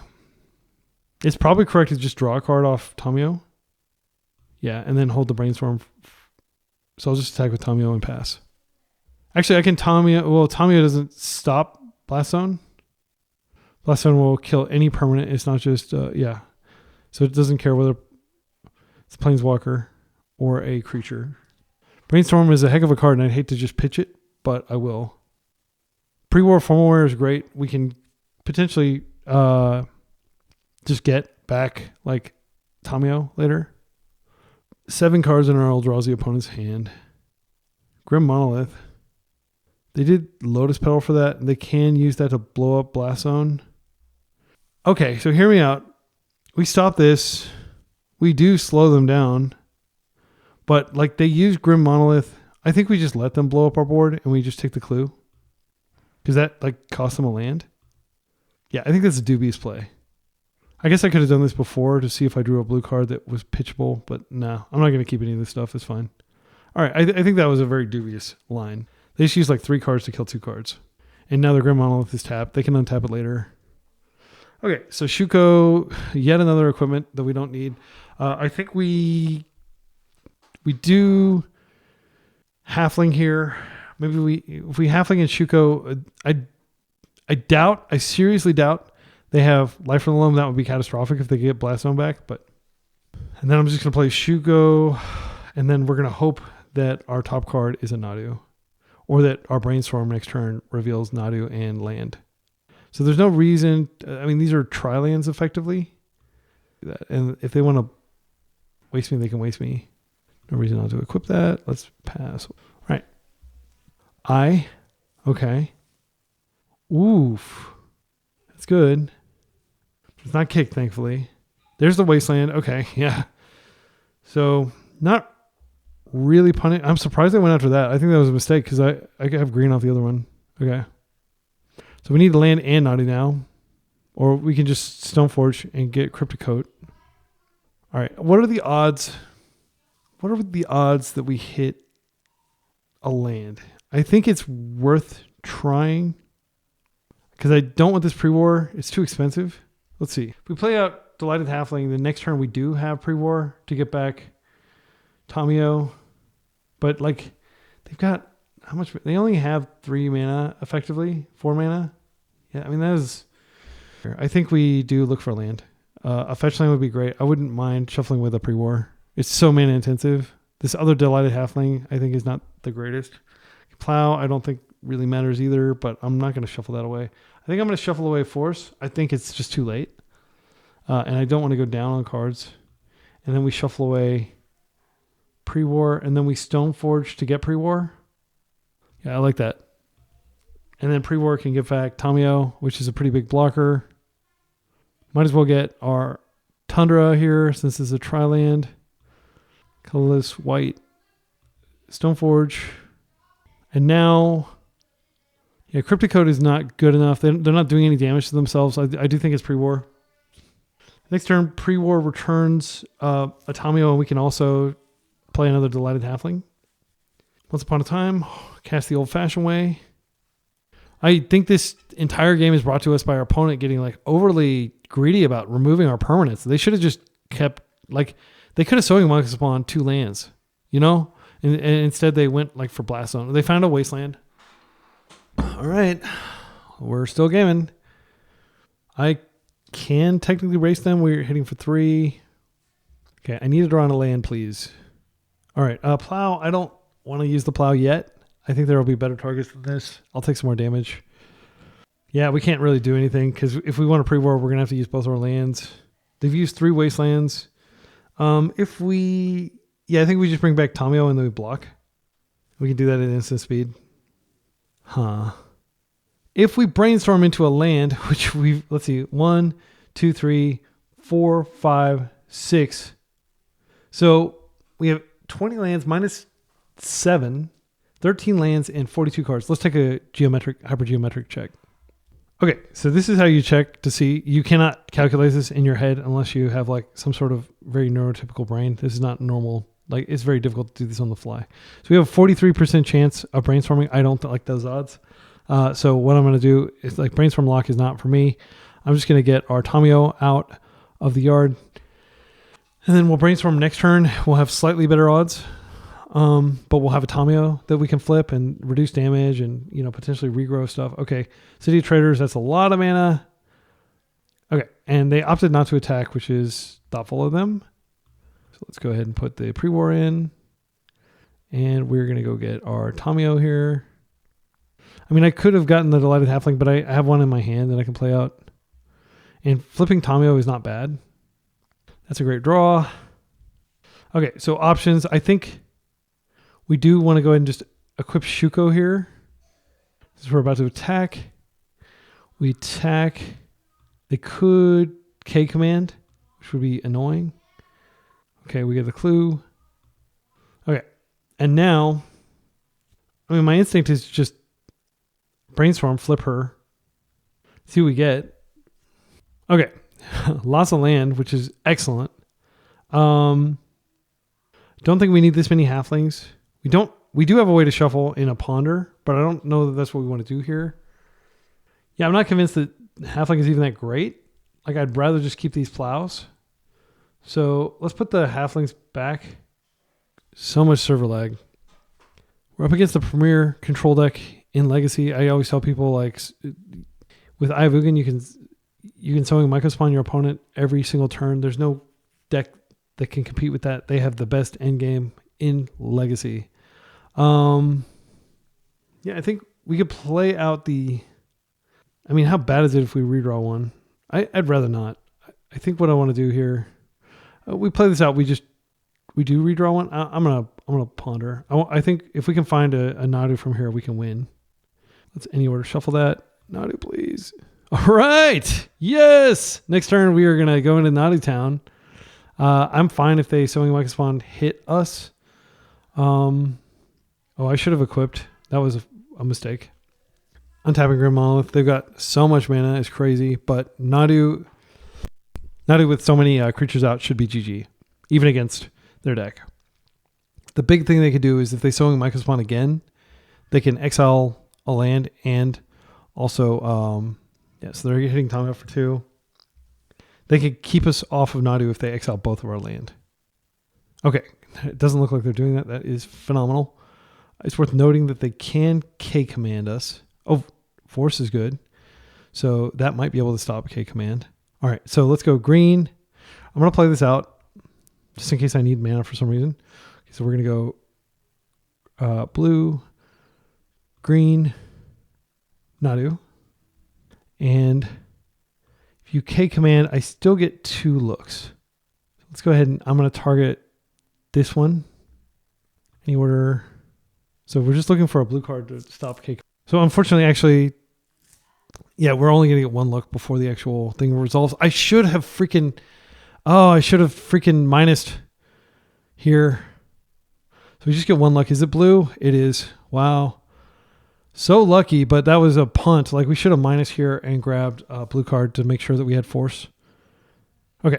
Yeah. I feel like our opponent, I'm not sure that our opponent played that game correctly, is all I want to say. Like, no shade to our opponent. Like, they did what they could, but I feel like going so aggressively after our opponents instead of building up, like, you got Sowing Microspawn in your deck. Build up your mana and just kill us that way, is my thinking. I'm not an experienced Eldrazi player, though. So we can consult our sideboard guide here. I'm glad I ran this probability, too. We did actually find land on the second. Like, we waited a turn and then we brainstormed and we found a land. But, like, don't assume your brainstorm is going to hit mid-game. -4 Ponder, -1 Tamio, +3 Consign, +2 Harbinger. GG easy. Let's do it. Ponder comes out because it doesn't have that huge of an impact on the game, and they are a Chalice deck. Pre-War stays in because it's good. It was very good there to get our Tamio back. Yeah, and we still have 2 Tamio, so it's not like we're completely off Tamio. Halfling can cast Tamio through Chalice, which is nice. Okay, this is, a pretty good hand. It doesn't have any of our Eldrazi specific cards, but it has the ability to potentially play on basics. And, Nadu's no slouch. He does win games. So we could call this half the combo, essentially. Our opponent has mulliganed. One reason to play Nadu instead of just tempo decks, which I've been playing, is because you can more reliably beat Eldrazi, I think. Eldrazi is very hard to beat with tempo decks. I guess that's not true. Like, if you're playing exactly Blue-Red Delver, like, then you have, like, all these bolts and you got, like, this really strong... But specifically Blue-Black tempo, it's very hard to beat Eldrazi. I would say it's not a favorable matchup. Okay, no Chalice. That is great news. Okay, another land. So we can get all our basics here if we want. So I'm just going to be super patient, see what they do. Because Sowing Microspawn can get a wasteland and it can exile a land, but it can't get 2 wastelands. So playing on basics, don't give up hope. Keep fighting the good fight against Eldrazi. Bans are coming in like a week and a half or so. I don't even know that Eldrazi will be banned. I am going to surveil here. I can get a basic for the other one. And once you have 1 basic, it's functionally the same as having 2, kind of, as long as there's only 1 Microspawn. So we're looking for something. Oh, that's it. That's what we're looking for. Now we can go get Shuko. And then we can have a protected turn 4. I think this is we grab Island here. Just, again, to ensure they can't double waste us. White, blue. Let's go get Shuko. Shuko cannot easily be killed by Eldrazi, unlike Nomad. It's not a creature, so it can't be exiled. And it's colorless, so it can't be killed with Devourer or Destiny. I don't actually know if they have any way to kill it other than that thing that blows up all the permanents. Blast Zone. Lotus Petal. Okay. Okay. I'd love... that doesn't do anything. Okay, so options. We can just hold up the Prismatic Ending. I think it's safer to go ahead and play out Nadu because we have Force. I will be getting a Trop here. And opening us up to... but it's not the end of the world. Because we have the Shuko in hand. Like they can get rid of 2 of the lands, but they're probably unlikely to get rid of all 3. I don't think there's any reason not to attack here. I don't think they have any like Ambush Viper type Eldrazi or Hasty Eldrazi. All right, so we'll get our damage in. They're an Ancient Tomb deck. Okay, here we go. Okay, command. Force. So we ripped a Prismatic Ending off of that. This Prismatic Ending is not great in this deck. Okay, they could do a number of things here, like Devourer Destiny, another K command. We will get a Nadu trigger, but they could remove our Nadu. Sowing Micro Spawn doesn't do it. Devour can't be countered. We can plow it, but we have to find another Nadu. This importantly does not molest my mana. Force. Oh, so unfortunately we don't have the... Well, it wouldn't matter because this is a cast trigger. Okay. All right. And I just want to confirm it's colorless permanent. Yeah, so they can't get rid of our Shuko. Another Nadu. Halfling. Okay, so here's what I think we do. I think we just Halfling and Shuko and plow and attack. This does open us up to exactly that card that blows up stuff. Blast Zone. Because now we've got 2 1-drops. Let's go in for a hug. We are set up for the next Nadu. Plagan would also be absolutely insane here. Cradle. Okay, they're not exiling our lands. That's good. They've got 2 cards in hand. I have to imagine one of them is a K command. Cryptic Coat. Yeah, I think we just hold up Cryptic Coat until the end step. Yeah, I'm just going to go ahead and Shuko here, and I'll attack with that instead. And I'll keep Stoneforge Mystic up so I can Cryptic Coat in the end step if I don't have to force. Cryptic Coat is very good against Eldrazi. They don't have a good way to deal with it. Like, they can actually get rid of the... They can Devour or Destiny it. They're going to name Shuko, I imagine. If they name Stoneforge, that's fine with me. Shuko, okay. We have lots of ways of triggering Nadu. We don't have any as efficient as Shuko. But like this, on a whole, I'm not sad at all about this card. So they don't have Eye of Ugin, so we are going to be able to Cryptic Coat here. This could be a Nadu. No, it's just a Heath. Okay. Now we're going to start beating down. Oh my goodness. This is freaking phenomenal. So let's see. I think we go ahead and attack and we get the... if they have something, they're going to use it. And then we can Harbinger afterward. Because I don't want this to be K-commanded. So we're cut off all of our white.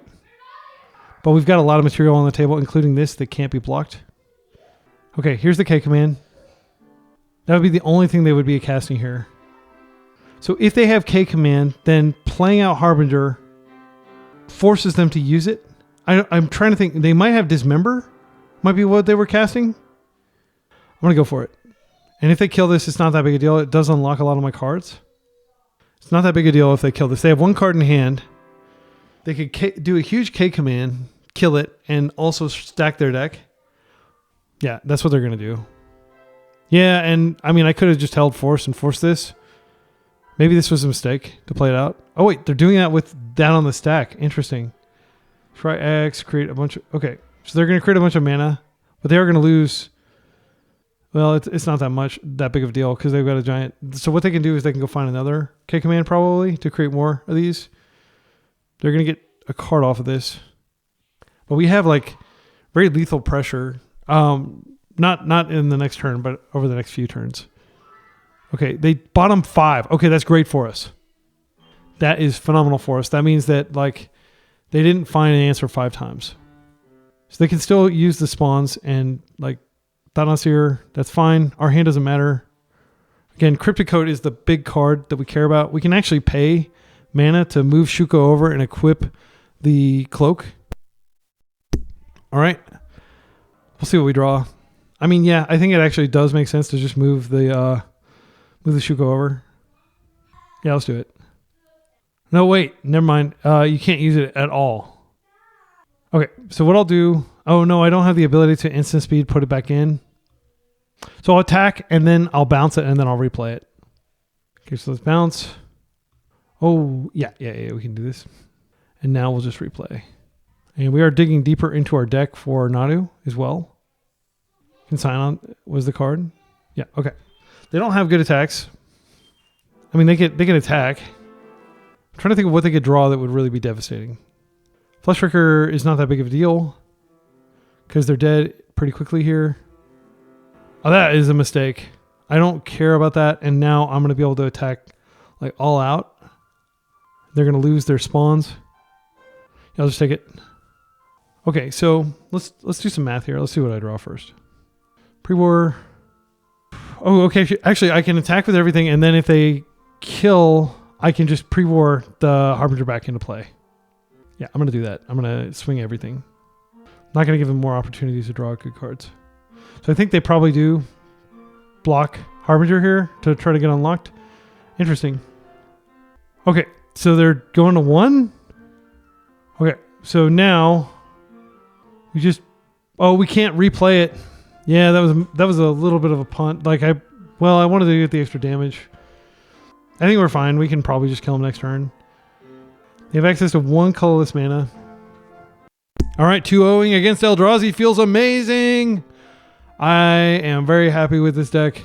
Even though I punted round 1 and game 2, like round 2 was just crazy. I don't know how they beat me.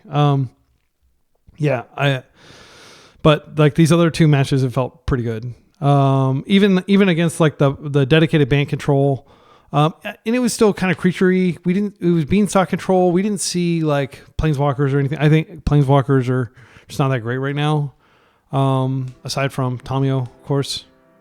Okay, we got paired into the final round. Let's do it. Unknown opponent. This hand is fine. We can open archive. We can fetch. We can't fetch basic if they're on. Yeah, I don't want to go down. Yeah, I'm going to keep. We got half the combo. The bad half. But like being able to get this out of the way and get some early selection and then just... Yeah, if they have Wasteland, we're screwed. We need to find land off this. 20 lands in the deck. We can do it. That is what we were talking about. Our opponent is Kraken, Fetch, Swamp, Thoughtseize. Yeah. All right, well, I mean, like these cards are all pretty generic. I don't know what they take here. Probably Tamio. Yep. So now, pre-war's on. Draw an island. I'll probably just ponder immediately. And then I can choose how many of these cards I want to keep. I want to hold the Brainstorm. It is a little risky. Oh. Yeah, I think we just get Halfling on the table. Give them the fear.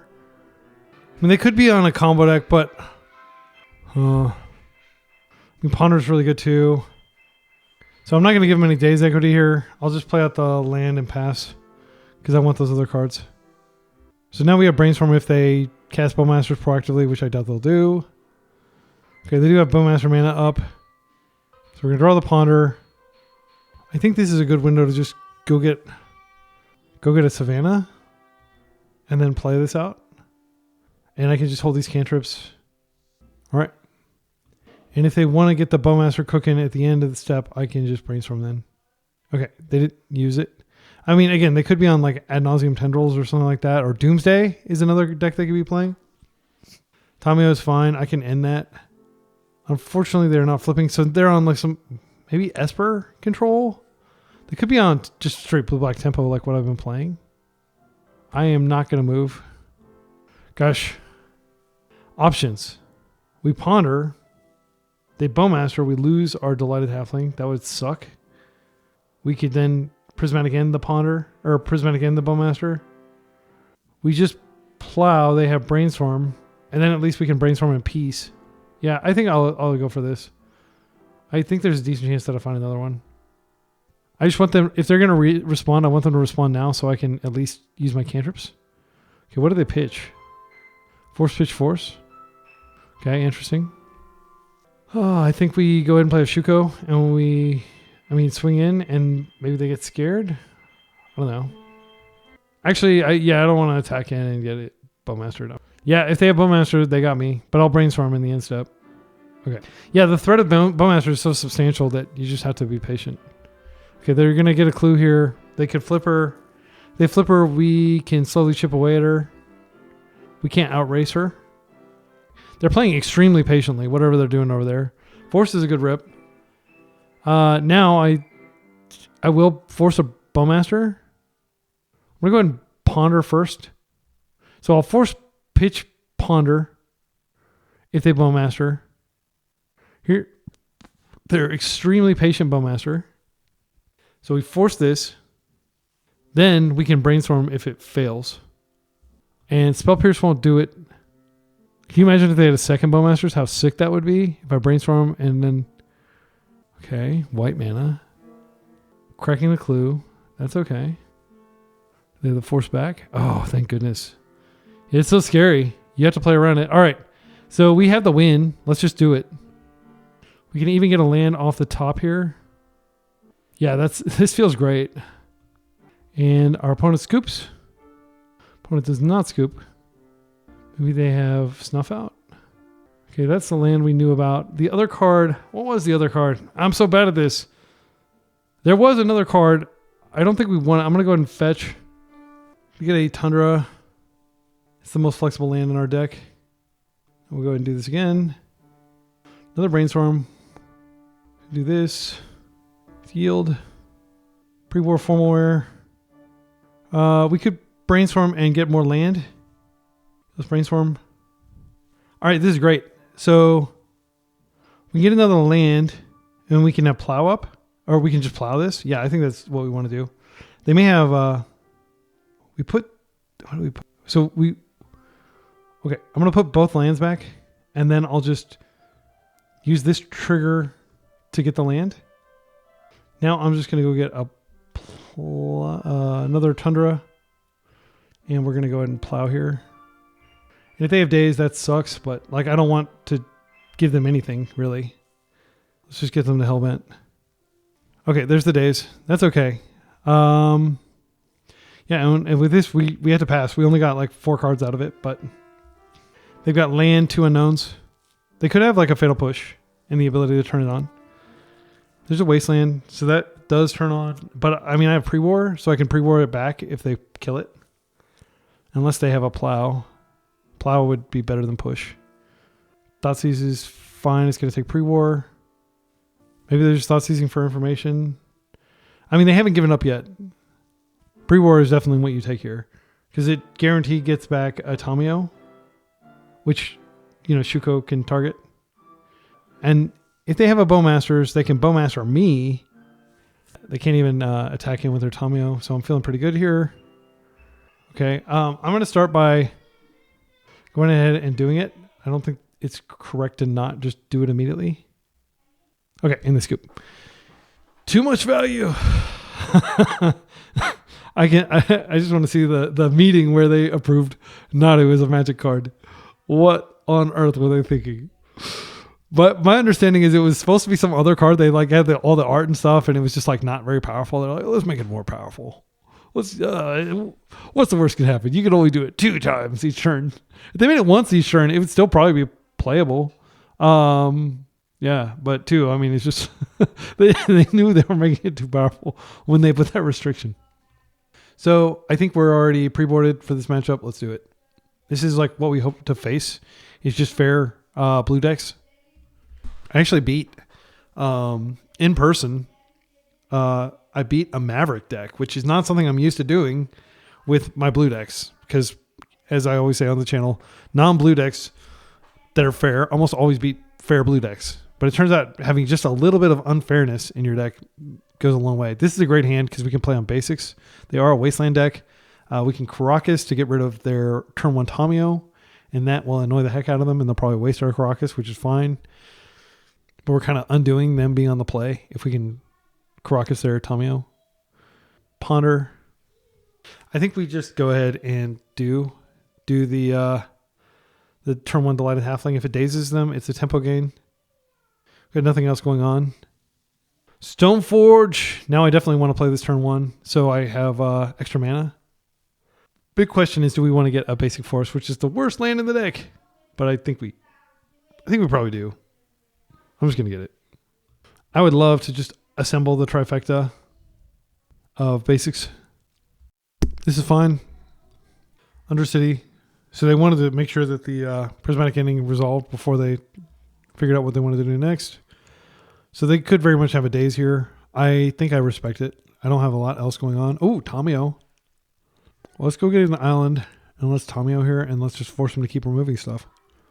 Because if they remove it or force it or do something like that, then we have Stoneforge into pre-war. Okay, this is perfect. They pitched a Spell Pierce for that. Okay, that's good to know about. And I've been on the side, like this side of the matchup a lot, where they're basically like having a 2-for-1 themselves to try to like do anything they can to get ahead because they don't have a combo finish, and they know that the long game does not favor them. All right, Wasteland will find no purchase here. Plaguein', haven't seen you in a long time, buddy. Let's keep our blue up, make them think that we have Spell Pierce, which we don't play and tap out decks like this, but it is a good card. All right, so let's go to our pre-war. And then once we get her back with pre-war, Plaguein's going to be insane. He's going to draw us a ton of cards. He's going to flip her. We can Karakas that turn when we play him just to make sure that we have enough mana. This is fine. Still low on resources. No, I think it's correct to go ahead and get my... that's good to know about. Okay, so hear me out. We Karakas to bounce. We can just force. I mean, we don't mind taking them off lands. We're going to have to play these out anyway, eventually. I am worried about turning on days by doing that. Yeah, I think I'm going to just do this. See what they do. Do they want to brainstorm here? So if we force this, they don't have much going on. I think I like that. I mean, they have it back in their hand. It'll be harder for them to flip. They'll have to replay it. I'll already have my Tamio on the table. Plaguein's pretty good. Maybe I just plow here and get rid of it. Yeah, and then we just wait a turn. Okay, they scoop. All right, that felt great. Okay, so that was a 3-2. Again, like those losses at the beginning of the game were close, and we could have won. So I am just going to dive right back in. I'm going to play another league. I love this deck, and it's so much fun, and it's very powerful. Again, I don't have any changes to make. Karakas felt pretty awesome there. I'm not going to lie. Having 20 lands was probably very good. Yeah, we did get flooded a couple games, but I think that, again, we've got Brainstorm. We've got lots of top end. I don't think 20 land is going overboard. Let's do it. Let's run it back. We're up against a fair player who likes to play a lot of depths. Maverick. I like this hand. This is perfectly reasonable. You don't want to mulligan against fair players, generally. Because, like, forcing something is already kind of like mulliganing yourself. The fairest of fetch lands. Windswept Heath. Noble Hierarch. That's fine. So this is probably Maverick. Depths doesn't usually play Noble Hierarch. Delighted Halfling could come down. If we played Delighted Halfling here off of a Trop, then we have Tamio protected next turn. I like that. And that also gives me the option of getting a basic island if I need to. If they start chaining wastelands. But I am going to get a Trop to start because I do want to have both Tamio and Brainstorm potential next turn. And of course, Delighted Halfling can also cast Tamio if necessary. Cradle. Okay, this could be Cradle Nadu. Elvish Reclaimer is a big pain. Gosh, I am seriously tempted to just force this. It denies the mana as well. I'm going to do it. Sylvan Library. Yeah, that's a good card. We're not applying a ton of pressure here. Prismatic Ending would be an insane rip. There's another force. Just flip Tomio and start going upstairs. They probably have prismatic endings in their deck. Yeah, we won't have enough mana to remove this. They are going to get it to use it at least once. I'm trying to think of what we could draw that would flip the script. And frankly, I can't think of anything that is worth rushing. We could attack with Delighted Halfling to just take a damage off them. I don't think that's correct. Yeah, I guess if we're not doing anything else, it is correct to do that though. And then I'll just cast Tomio the hard way. So I do want to get clues so we can slowly catch up to what they're doing. It is going to be slow. They may take all of the cards. So if they're playing Cradle, they're not playing Depths. Most likely. Okay. So I would presume they're probably straight green-white at this point. I can't afford to pitch a Brainstorm here to take care of that. 3 mana. How bad is this going to be? Night. I think I'm just going to need to find a lot of removal here. I don't think we pitch. Yeah, this is pretty scary though. All right, they're tapped out. I'm going to go ahead and Surveil. I'm not going to get basics. And I know that I could Brainstorm and find something. We don't want that. If we can assemble Nadu combo, we can still win here. Stoneforge Mystic does a lot. We can Brainstorm, and after we Stoneforge, I can get rid of this force, which probably passes prime. So let's start by attacking here. They don't have any reach creatures. We get a construct or a clue. Now we can Brainstorm. It doesn't really matter if they had reach because we were going to Brainstorm anyway. Let's Brainstorm. So we can put back Karakas. Okay, Prismatic Ending is good. I think we have to hit the Elvish Reclaimer and leave the Knight. I don't want to leave the Knight. Okay, I'm going to put back Plow or Force. Wait, maybe I put back 2 lands. We put back Savannah. We put back Island. Now we've got Karakas. Okay, Tomio flips. Pluses. They're low enough in cards that it might make sense to just... No, I want to live in a world where we start not doing. I don't want to just go get... Well, if I get... Okay, let's think about this. So, we're going to play out this Karakas. Going to wade through a sea of lag here. If you're wondering why my clock is so low, I've been... Pretty much everything I've been doing. But it does give me time to like think and to talk. Talking takes time when you're like recording. Okay, so first things first, I think we just go ahead and end here. And we assume that Knight is either going to come and kill us. It's probably going to kill Tomio here. And because we are tapping out of protect. Well, wait, we'll have Stoneforge up. We can just block. Yeah, I think I want to live in the world where we are able to find a Nadu. So I'm going to go get a... no, because if I get the Cryptic Code, I can force. And that might be important. We get Cryptic Code, we have a force up. We shuffled our Brainstorm. But then we still have to go find... Yeah, I do think Cryptic Code is the get here. Just to be safe.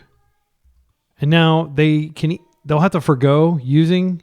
Knight if they want to attack me, if they want to attack Tomio. And then Stoneforge is the easiest chump in the world.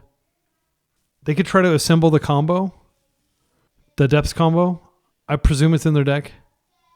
Renegade Rallier is a very cool card, by the way, that is not blue and hard to justify putting into a Bant deck that is playing blue. It's pretty hard to cast, but it is really cool. Renegade Rallier has been doing some serious curls. Look at that. They bog us, which is of little consequence. All right. 2 colorless floating. What are they up to? They do have lots of ways of gaining life, too. Like, they can plow and stuff. Okay, 3. Man, is this going to be a force? They have a lot of mana. I will force a giant green Sun Zenith. Because it'll probably be for Questing Beast. Fleetfoot Dancer. Trample, lifelink, haste. So normally I wouldn't care about something like this, but it is going to kill Tomio necessarily. Because it'll attack for 5. It's got haste. It gains some life too, which draws some cards. Yeah, I'm just going to counter this. Uncounterability is not among its keywords. Okay. All right, Nadu. All right, we're going to plus here. There's nothing to get back. I don't think getting back force is correct. I guess technically we could, and then if they... Plow, we have Karakas anyway. We're going to go green. Yeah, I need to keep the Crocus up. Blue, green, colorless. Nadu. Yeah, I think we do minus and we get the force. Because we can always bounce Nadu to get a free card. I am going to attack for 1 here. Just like it's a minor amount of life, but it may be of consequence. If they attack, I'll just let Tamio die. She's already given us a 2-for-1 in the form of this clue that will eventually... Our opponent is experiencing a lot of lag. I can tell because I just chatted something with them, and luckily it's like lagging out on their side. But it did... Okay, there it goes. I want to commend my opponent on playing decks like this. Like, it takes some real bravery to play a deck like this when Oops All Spells is like the top deck in the meta. Practically, like, it's definitely the most common deck you're likely to encounter on MTGO, in my opinion. Okay, so they are wastelanding us here, and I do think that it's correct to go ahead and just bounce my Nadu while I can. Get a trigger. They may also target me. Hopefully I get a land off this. That'd be great. I'm really choked on lands, and that wasteland was really clutch. Tamio dying does turn on pre-war Formalware. That's one of the reasons I don't mind them killing her too much. They plow here, it's going to be even better for me. So we get 2 triggers. We rip a Tamio. Okay. So Force is live again. And I mean, you might argue like that was a misplay because we could have attacked for 3 there. But I don't know. Yeah, I think that actually probably was a misplay. They've still been so low. I think Knight probably just comes from me here. Interesting. They're attacking with that. Holding Knight back. I can't wait to find like a Prismatic Ender or a Plow. Tamio's down. Yeah. Trying to think of what Knight could have gotten there that would have been worth me bouncing Nadu. Because I would have drawn this anyway. Like I would have drawn a blue card anyway if they had like attempted a Plow or something. I mean, I didn't know I was going to draw specifically a blue card, but Questing Beast is going to be countered. That is not a hard decision. All right, and their Sylvan Library has basically run its course. They're tapping. What are they going to get? Because they are going to let us get 2 hits on them. Wasteland? Okay, interesting. They're going to try to waste us out. We are going to attack for 2 here. Okay, well, or we're going to just Nadu and we'll attack for 1. Yeah, and I think it is worth making it to where they just can't get a card off Sylvan at all. And next turn, if they attack, they're dead on the back crack. The crack back. Back crack is what you do when you, put your arm behind your body if you're strong enough and if you're limber enough and crack your own back. That's a cool thing to do. I haven't done that since I was a wee lad because it gets harder to do that as you get older. So there are a number of draws that don't immediately in the game, but are extremely good for us. Like a Plow would be great. I mean, they have lots of bombs in their deck. Obviously, Questing Druid, that flying trample haste guy. Plow. Okay, we get a trigger. Another Tamio. It's not bad. Okay, they're going to go get a land. They are teching up their Knight of the Reliquary to be very strong. Yeah, this is a strategy you can do. We're going to come in for 2 here. I think that is correct. We just attack for 2. They have to chump. That denies them mana. Well, they don't have to chump. 9. They would have to attack twice. I'm trying to think of what we could die to if we do come in. I don't know. I'm going to go ahead and attack in. And then I'm going to ponder to see if I can find a land. Oh, no. They have endurance. That's a beating. They can take out our Delighted Halfling. Yeah, I think I punted this game. I didn't think about that. That's like a hell of a last card to have, though, for sure. Yeah, man, I punted. Okay, so they're at 3. I do think Ponder is correct here. They can just go keep wasting us. Okay, so Stoneforge Mystic is not nothing. We can, yeah, and I don't want this Ponder. What I want to do here is play out the Strand, and then next turn we Stoneforge Mystic, and I think we're actually dead. I don't think it's coming in time. The other thing I could do is I could go ahead and get a Tamio here, and then at least... Oh, no, Tamio's not very good, is she? Oh, man. Yeah, this feels pretty hopeless. Because we go get Plains. We still can't cast Nadu. Yeah, I'm just going to concede. But I think... Yeah, there's not actually even any sideboard strategy for this deck. I am going to take out my pre-war formal wear. It just costs too much mana. And if we're going to take out pre-war, I'll take out a Stoneforge. Then we could bring in Harbinger. It's not great. Grafdigger's Cage is quite live, though. Maybe we bring in 2. Maybe we leave the Stoneforge and we just bring in 1 cage. Because you don't want to ever draw 2 cages. Yeah, I'm going to do that. Very minor change. But pre-war, really bad when your opponent has Bojuka Bog and Endurance and Exile-based removal. I mean, the card is just comically terrible. I don't think Harbinger's right. They have plenty of basics. They probably have depths in their deck, but I'm not like particularly afraid of it. Okay, this is a great hand. This is Tamio into, and we can play on basics initially. I'm going to get the turn 1 Tamio going. See if I can get a card. Yeah, Endurance is definitely, I'm going to be hyper aware of that for the rest of this game, for the rest of this match. That was such a beating. That was so dumb for me to just attack into a potential Endurance. But like one of the reasons I'm playing like 10 league matches today is because I am doing that big tournament tomorrow and I want to be like super sharp and super ready. A little bit punished for, yeah, I don't think we go after the mana. I think we just play this out, get through it. They want to waste it, they can waste it. This is another land. This is great. I'll keep it. I'm going to opt. Next turn I could play again and draw cards and flip Tamio. Which, you know, unfortunately we're not going to be able to get rid of like a Knight of the Reliquary if we do that. Moloch, X equals 1. Okay, it fights, but it doesn't matter.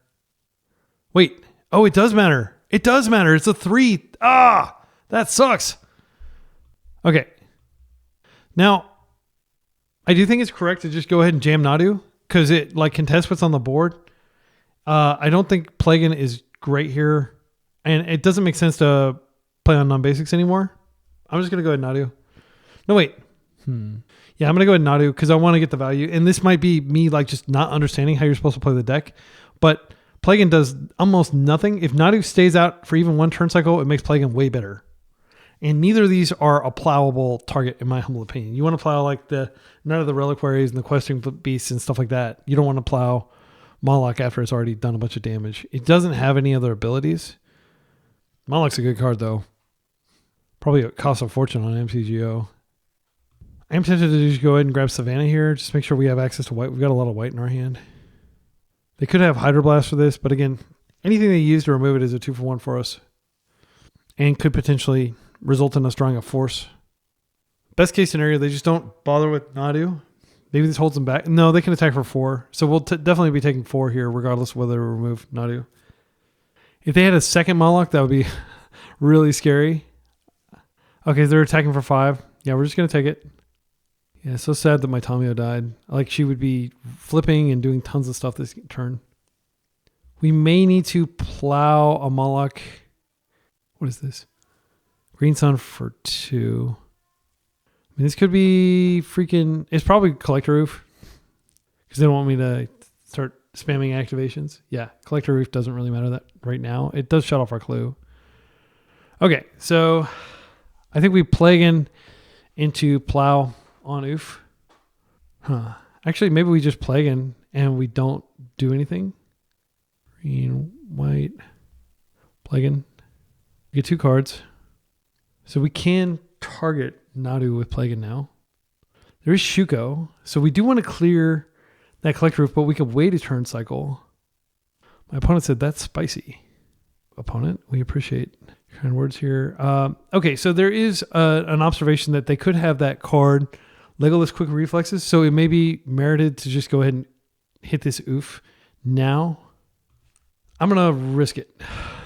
Because... I mean, I'm not going to block with him. You know, I'll just go ahead. I mean, they are playing like, you know, because we got another land. That is great. We could do it a second time. I think now that we've done that, I am going to go ahead and just plow now. Yeah, because I don't want them to Legolas Quick Reflexes. That'd be an absolute catastrophe. So we probably aren't dead here, but they might have some crazy like sequence where they kill us. That does a lot of damage. I think we take 9 here, and next turn we just win. Assuming they don't have a plow. Wasteland doesn't really stop us. They cut us off green. Okay. So I said now we just win, but it's not a lock. It's not guaranteed that we win. Let's go ahead and just play this out. I'll play out a land just in case. Yeah, I am going to play it out, and then we'll see whether they plow in response. Okay, so let's go ahead and start targeting. Always yield. Always yield. Let's do it again. Okay, let's go over here. Always yield. Always yield. Okay. Now we play our first halfling. We have 3 more green sources left in our deck. And what I'm looking for is like lots of plows. Okay, we got a lot more plaguing than we need. We go get a green source. Oh, did I already play? Oh, okay. Well, go ahead and play out a Tomio then. Tomio does block this thing. Kind of. Always yield. Okay, there's a land. So we can go get a green source and then we can start halflinging again. Again, I'm just trying to find plows. If I can find 2 plows, I think we'll be fine. Force is good. Okay, another Nadu. Okay, so what I think we do here is we just prismatic end this, and then they have that. Then we just wait a turn. This is a 2-drop. Yeah, I just want to get rid of that. We go to combat. We attack for 3. We have Tommy in the air. I'm trying to think of situations where they can like remove this and stop us. I don't think we do anything. I think we just chill. I could have Tommy flipped, and that would have actually decreased her power, which made it more viable for me to... I've got another Nadu, so it's fine actually to just equip Shuko here and trade. This doesn't have... Oh, wait, yeah, this will be bigger. Okay, so I have to basically double block this, but I should still move the Shuko over so I can at least... No, I won't be able to kill it. Gosh, yeah, this is brutal. Like, we're so far ahead, but we may not be able to get there. And I'm getting so much server lag too. My goodness. This is not the right deck to play when MTGO is having server lag issues. Let's just pass. We'll discard this land. Another one. Okay, that's even more life trample damage. What is this? Questing Beast is going to get forced. That is not a big question in my mind. So if we block here, we stop all the damage, but we lose our Tomio. I don't really want to take any of this damage just to be on the safe side. I feel like I'm going to get so much value next turn that it's okay. I really wish I had more land in play. Yeah, we'll just do that and we'll absorb all of it. It sucks. But we have another Nadu on the way. Okay, so let's just Nadu here. Green, blue. I think it's fine to go ahead and use this one too. Nadu. We have to win 2 games very quickly here. Let's just find some lands. Where are our plows, deck? Come on. I know we have a ton of plows in here. Let's go get one. Okay, we've got a lot of land. I'm just going to keep doing this, just trying to find a plow. Once we find plow, we're fine. Oh my goodness. We've got 24 lands in our deck. We definitely have a plow in here. Yeah, shuffle that. What the heck? Come on. Raucous is good. We can play it out, I guess, as our land for turn. This is not legendary. Okay, so I am going to go ahead and just play this halfling out, and just as something I can target. What I'll have to do is probably replague in here. Raftigger's Cage is good. I think we just go get another Shuko. I'm just trying to think of like how we don't lose. I'm going to go ahead and do this. Stoneforge. We'll go get the Shuko. We just need a single plow and we'll be cooking. All right. I'll yield. Okay. Now I'm going to, let's see. Do we even have any land left in our deck? Let's see. We have a force in our deck. I'll just go get that to check. Yeah, that's the only land left. And like 3 tasty plows that we're looking for here. So options. We just plague in. That will draw us a ton of cards. Let's think. I think we do want to just attack with Plaguein to do some damage here. Yeah, I'm just going to play this out. And now, let's Plaguein. Oh, we don't have enough land to plow. I shouldn't have played that out. That was dumb. Okay. I'm just going to ponder, and I have to hit a plow off this. Crazy. Okay, Prismatic Ending is not going to do it. This is so embarrassing. This is so embarrassing. All right. Let's ponder again. Can we find a plow to survive? Unbelievable. We cannot chump with enough force here. We have to get the plow off this. Okay. Our deck, this is absurd. Like all our plows, like we have 3 plows in there. We've looked so hard for them. I think that they necessarily will successfully attack through here. It's trample, so we can't like Karakas it back. We've used all our triggers. I think we just have to scoop. It's crazy. All right. That was an embarrassing match. Sometimes your deck just utterly fails. And you may be saying, like, well, you could have Plagued a lot earlier. And we could have Plagued and drawn like 6 cards. But with all the cards we saw, like statistically, we still wouldn't have seen the plow. Yeah, I just don't know what to describe. Like part of it was like, okay, our time is running really low. We're extremely unlikely to be able to win in time in the next game. It's just a clock intensive matchup and we got all the server lag. But that was not my finest moment. Round 2 up against an unknown opponent who does sometimes play oops. I'm going to presume that they could be on oops. That's their most recent finish. And this is a good anti-oops hand. We have Halfling into Stoneforge. We've got 3 blue cards in case they Thoughtseize us. They can't take everything. Gemstone Mine. Okay. I have no idea what deck plays in Gemstone Mine in 2025, but it's not a fair deck. Cabal Ritual. You got your Cabal Ritual. Cabal Ritual again. Okay. 5 mana in the pool. Necrologia. Okay, how does this work? Pay X life and draw X cards. Well, congratulations. You are dead. Okay. Well, I'm glad I kept that hand. All right, so this is like truly glass cannon. Just like straight up, like I'm not even gonna play Necro whatever dominance. I'm just gonna draw the cards directly. Force negations come in. Didn't see enough to know any better, but like they could be playing permanent based interaction. I think we take out the plows. Consign is better than this stuff. We'll get rid of like these cards. Halfling can accelerate out, but like, I don't think it's that important. I'd rather have Harbinger just because it's blue, and it could be that we are able to screw them off of colors. Let's do it. This is a double interaction hand, but one of the interactions requires us to have a turn. I'm going to keep it though. They're probably going to Thoughtseize us before they try to combo, but because they're mulling to 4, they may just not have it. They may have to go unprotected. But like they should assume that I'm going to have protection. Always assume that a competent blue player is going to have forces. They're not going to stop mulling until they have forces. If you have 8 forces in your deck, you have a 60% chance of seeing a force on any given mulligan. And they wait, which gives us Consign. Brainstorm's also not bad. I'm just going to pass. Okay, and now Surveil. Perfect. That allows us to shuffle away the planes. We will pass. The onus is on you, opponent. Shoot your shot. Okay, and this is an in-step Brainstorm. Perfect Brainstorm. All right, we got the combo. I don't think we actually go for the combo. Well, we can Halfling and we can still have mana up. I think that's fine. Yeah, so we don't need to really shuffle any of this stuff away.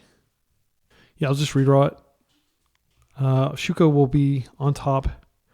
I'll draw the Nadu here, and then I've got my land drop, and I've got Green Source for Delighted Halfling, so we still have double Consign up. Is this greedy? No, I think it's fine. Because we can Brainstorm in desperation. Like we did just shuffle our deck, and we might be able to find a second force. Our opponent is casting their first spell of the game. I'm going to let it resolve. Cabal Ritual under there. Durus coming at us. It's fine. It's going to take our force negation. We unfortunately did not find a second force. We could have aggressively pondered to try to find one, but my instinct was just chill. Okay, and now we have Nadu combo. So I'm pretty sure we'll be able to draw into something here. Oh, wait. We shuffled. All right, well, now I think it is probably a ponder. Nadu is not good enough on his own.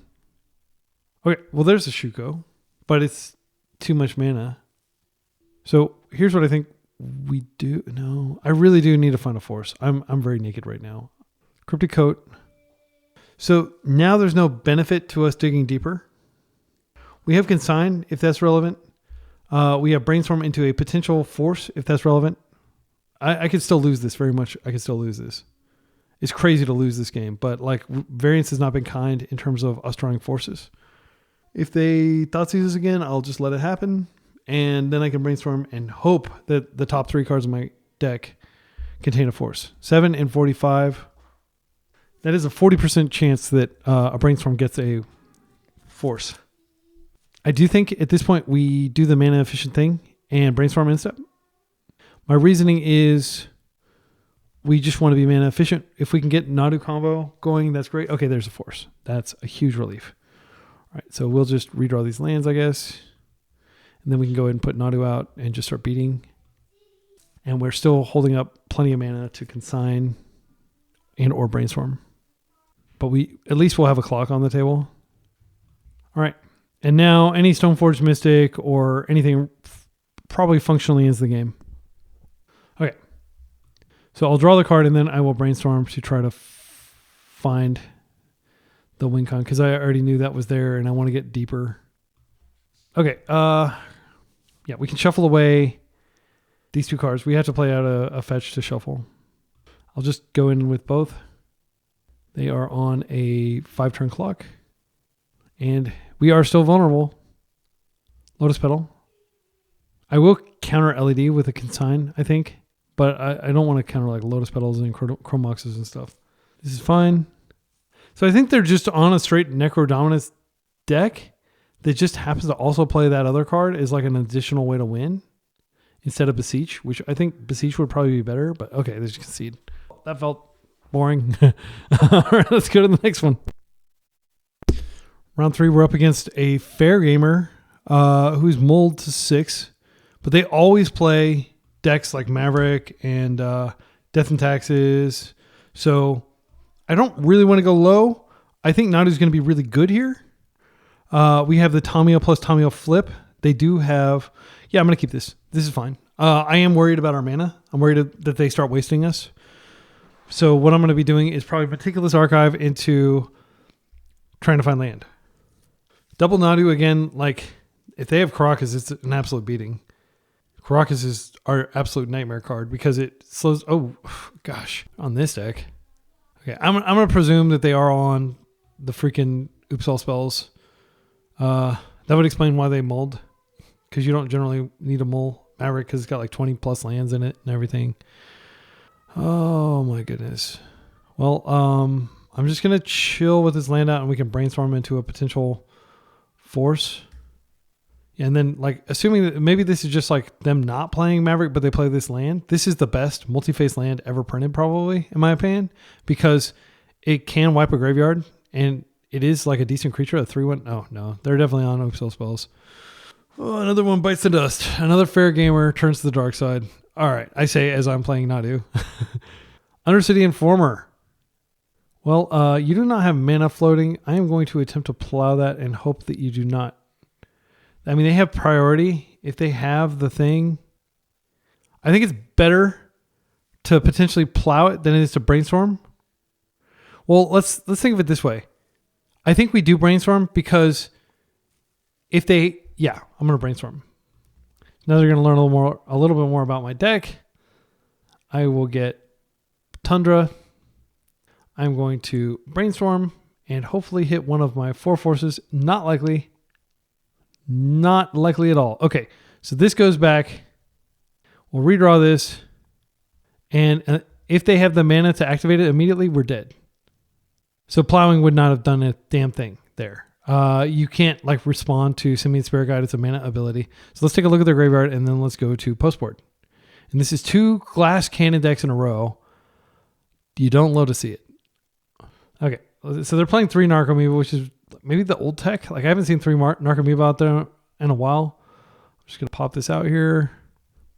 I mean, another fair gamer driven to the absolute dark side. This is like the darkest, most cynical deck you can play in Legacy. These are Thoughtseizes, just like the most ugly art imaginable. Poxwalkers, 2 Poxwalkers. They do have the Memory's Journey combo. They're playing the 4 packs. Bridge from Below. Okay, everything is here. It doesn't matter. Like, they could just... Dread Return's there. They got a cool old border Dread Return. And they've got 3 Poxwalkers. So they're very heavy creature.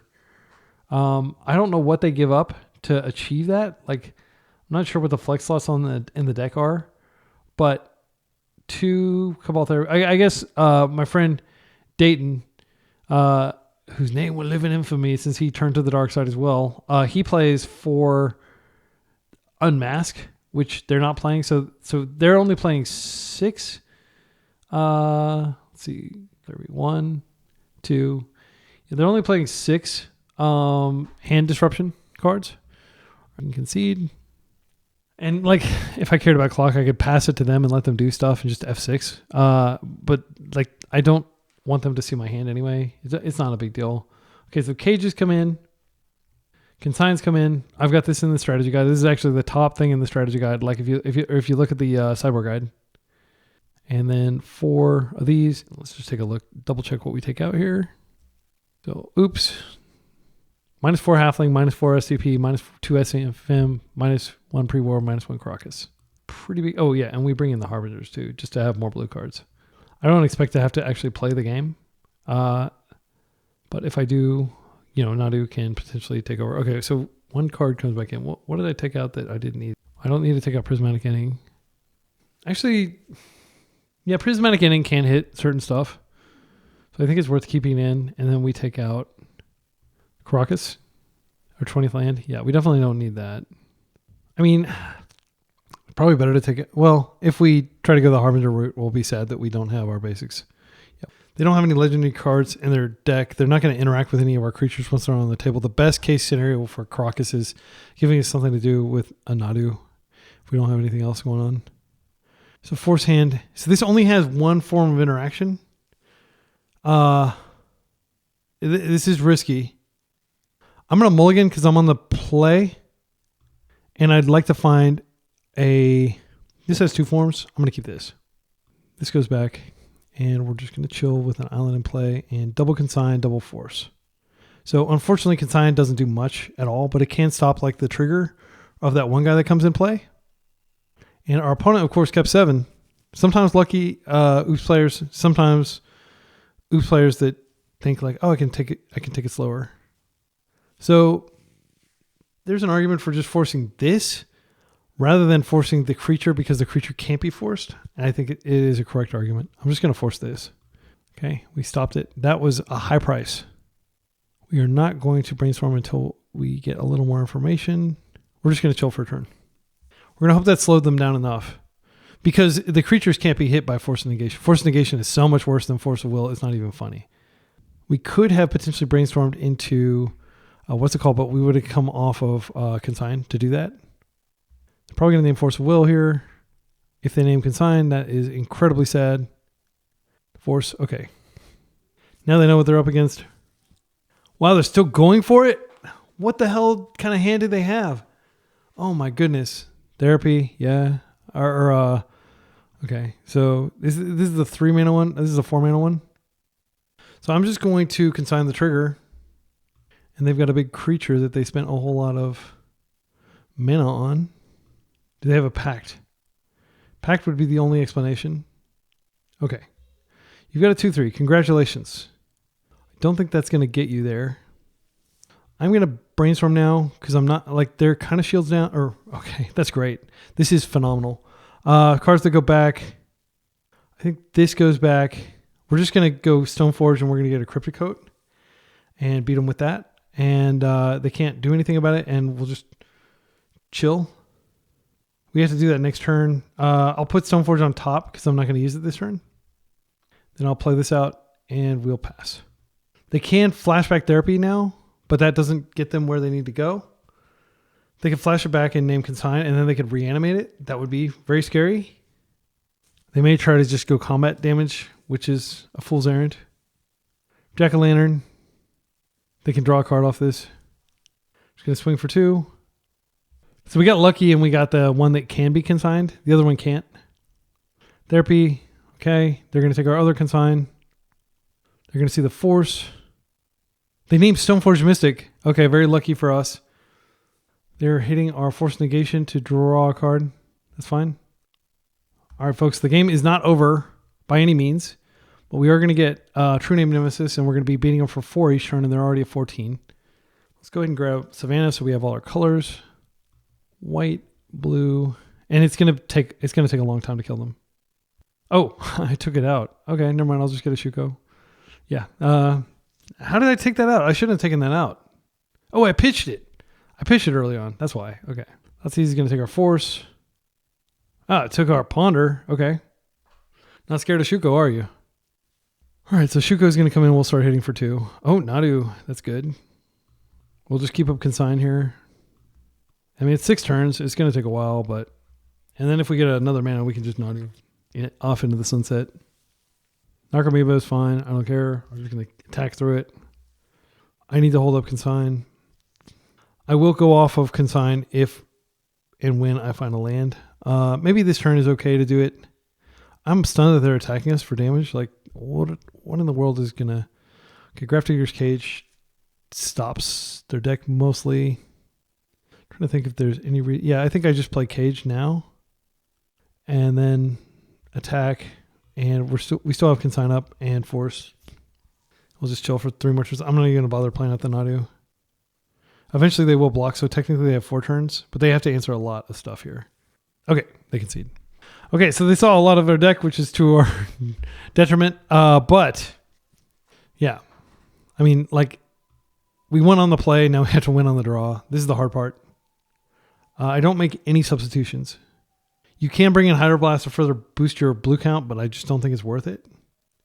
Prismatic Ending in a total pinch could remove that one guy, the Undercity Informer. Yeah, I guess I might as well learn their names. I mean, Balustrade Spy is the flyer, the 2/3. Oh my goodness. This is a hand. I think we keep this and we just hold. And we hope they go all in. I don't like to keep hands like this, but this is 3 force effects and a backup blue card. We can just force a Cabal Therapy. Please go all in. Please think you can overpower my deck. So we can just force negation the Pact. Yeah, if they Pact, then we force. They don't die immediately. Okay, we have to Pact this. I'm going to Pact pitching force negation. The reason I'm going to do this is because I don't want them to be able to force negation hit 2 with a... Do you have another Pact? Okay, they've got 1 card. So we went really deep there. We could still lose. But we have 19 lands in our deck. 35, almost 36% chance of drawing a land each turn. My opponent said, nice hand. Yeah, well, dude, you forced me to board in all these damn forces. My opponent may have meant that as a sincere compliment. I don't want to sound bitter. It's just like I play against these types of decks constantly in leagues, and I wish I could be playing against, Maverick like last round and not blowing it like I did. Okay, so I think here we do go ahead and just take advantage of the time we've been given. I'm going to get a Trop so I can cast Nadu off of like a series of optimal land draws. Yeah, let's do this. I mean, that's a Cryptic Coat. Yeah, I mean, this is a keep. So, yeah, I think Cryptic Coat is good enough. I don't think we're going to need a force for like a turn or 2. So let's draw land. I think Nadu's better than Cryptic Coat because it has the opportunity. Like, they can block Nadu repeatedly. If they just have another one of these creatures somehow that we can't stop, then we're in trouble. Like, they could even, we'd probably have to force like a Dark Ritual just because it could potentially result in that we can't interact with. All right, I can Surveil here. I think, is Surveil better than just drawing the guaranteed land? I don't think it is. I think we just want to draw the guaranteed land so we can go ahead and get Nadu out. Yeah, we drew very well, considering that we had a no-lander and we converted that into this. So we're going to have Nadu. We're also going to have Force Up, and it's going to take a few turns to win. And again, we will have to force like Dark Rituals and stuff to stop the Undercity Informer. The other option is we just put Cryptic Code in, which we can recall. I think the upside of Nadu comboing off is worth it. This does not have unblockability, so they could put creatures out and eventually overpower this. Okay.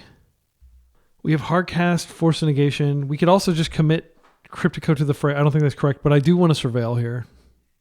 So I think hardcasting Force Negation is great. I'm much less worried about doing that because then I keep a blue card for when I eventually get a... and we're getting server lag with every single game action. It's really bad today. But this is the day that I have to play test before the big tournament tomorrow. It's not a huge tournament. It's a 2K. The biggest Legacy tournament in Dallas every year is tomorrow. So, yeah. They only have 8 of these creatures in their deck. So you can get in situations where they're unlikely to draw it. See, they have 51 cards. They're looking for 7 under. So there's less than 13% chance of drawing each turn. All right, let's go and get our land here. And I don't think it's correct to double the clock. Oh, now I think it is okay. Because we can draw this and we can double the clock. And I'm going to leave blue up just in case we desperately need to go for a Force of Will. That's a Grafdigger's Cage under there. That's an unfortunate thing to put under there, but no way to know it was there. I guess we could have brainstormed into it, but we don't know that those sorts of things are on top of our deck. Oh no, we got movement. Therapy's fine. They know about the Force Negation. I guess I could have brainstormed here. No, wait, do they know about it? They don't know about it, do they? Memory, consign to memory. Okay. Drew a cage. This should end the game. And they're welcome to continue playing.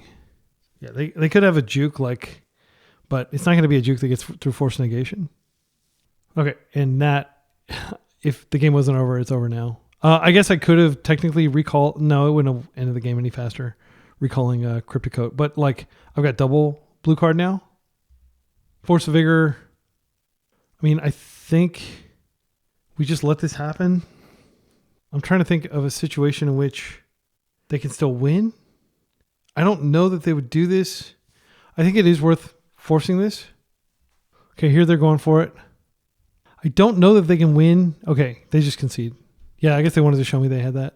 But yeah, if I had let that go, then I would have potentially had to fight Force or a Pact of Negation. So I do think it was correct to protect the cage here. So that could have gone the other way if I had been sloppy. So we're 2-1, losing only so far to Maverick in what I can't describe as anything but just a total flurry of bad luck and bad judgment combined. There were probably some bad judgments that I made, but just not being able to find a plow, and it felt really weird losing to that flying creature when I had 2 turns of not spam. Yeah. Anyway, see you in round 4. Right, round 4, we're up against an unknown opponent who is on the play and is already mulliganed. We're going to keep Force Hands in the blind here, and we're going to hope to surveil into land. This is a very mana-intensive hand, but we have answers to pretty much everything they could potentially do here. So my fear is that they're on a Stifle Knot type deck. That would be catastrophic. Okay. Options. We could just go get Trop here, Force on a Stifle if they have a Stifle, and get Delighted Halfling out. And I'm not going to just sit still. And I am living in fear of Wasteland here. Daze would be bad too. Would we force to get a Halfling on the table, knowing that a Wasteland essentially tanks us? I think we just let this happen. Yeah, I'm going to let it happen. And I'm just going to project confidence, even though a Wasteland sinks us. We've got 20 lands in our deck. It's not like we're playing 19 lands. We're playing 20. Server's already taken a minute and a half of my clock. My goodness, come on. That's an exaggeration. It's taken about 45 seconds. I don't like to hyperbolize or exaggerate things. I don't think it's a good habit. Okay. Now it's practically taken a minute and a half. Well, we're not going to pay for your days. All right. Please do not waste me.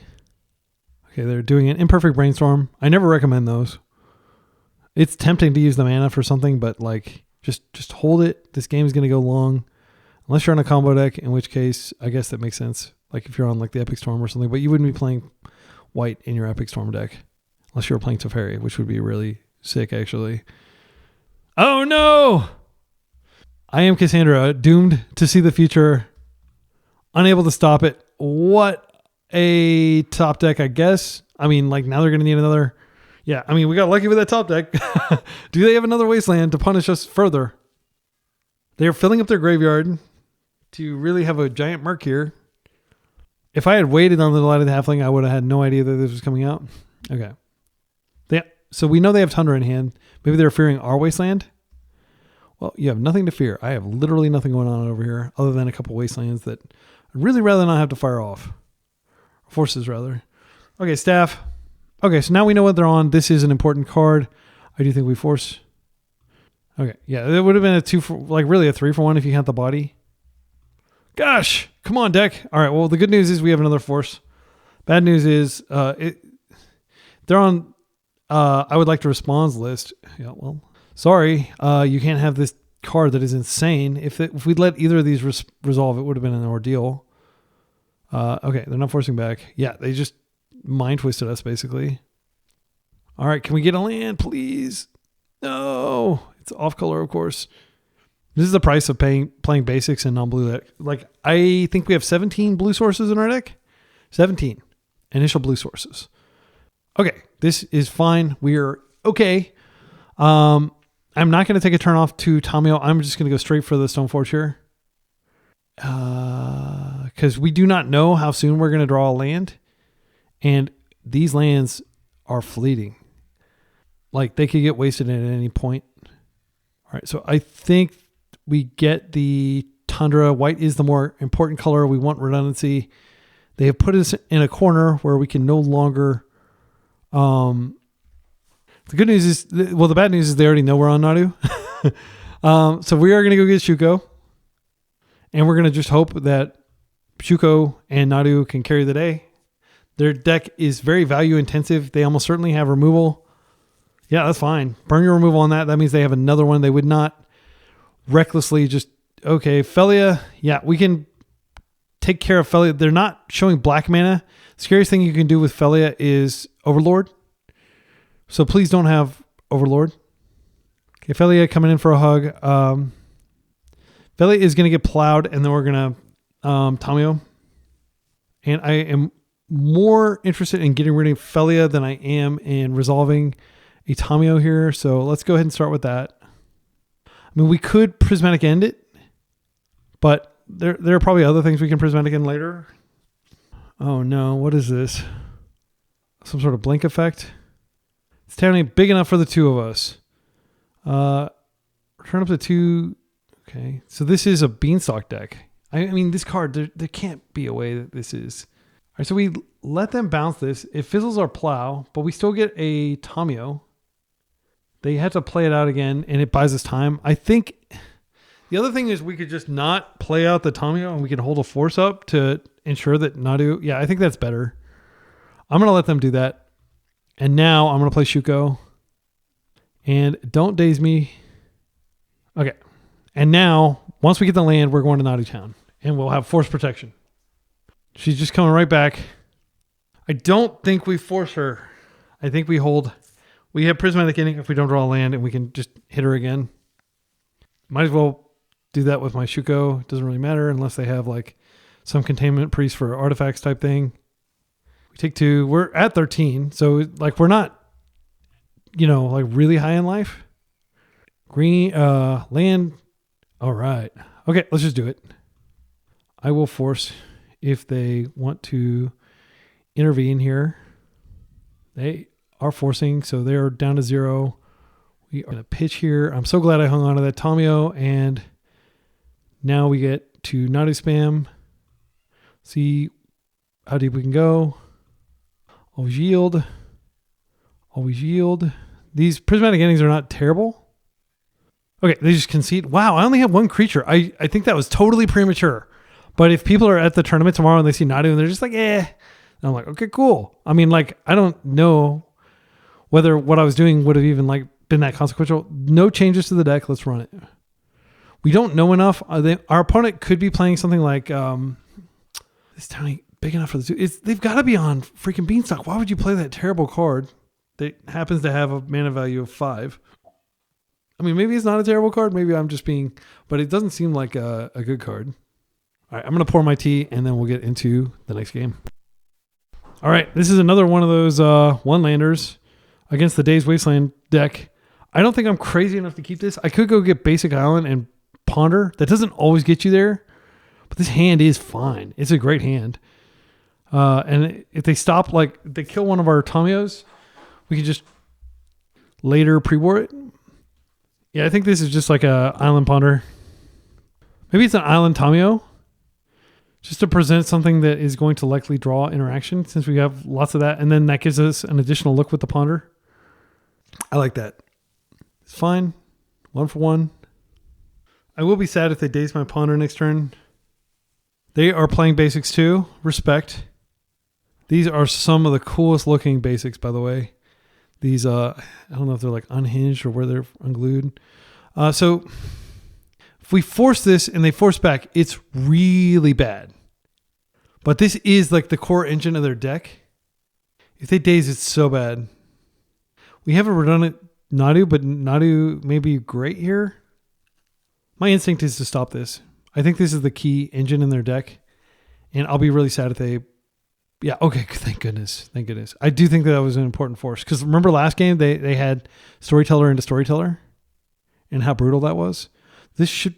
Come on, deck. Don't do this to me. All right.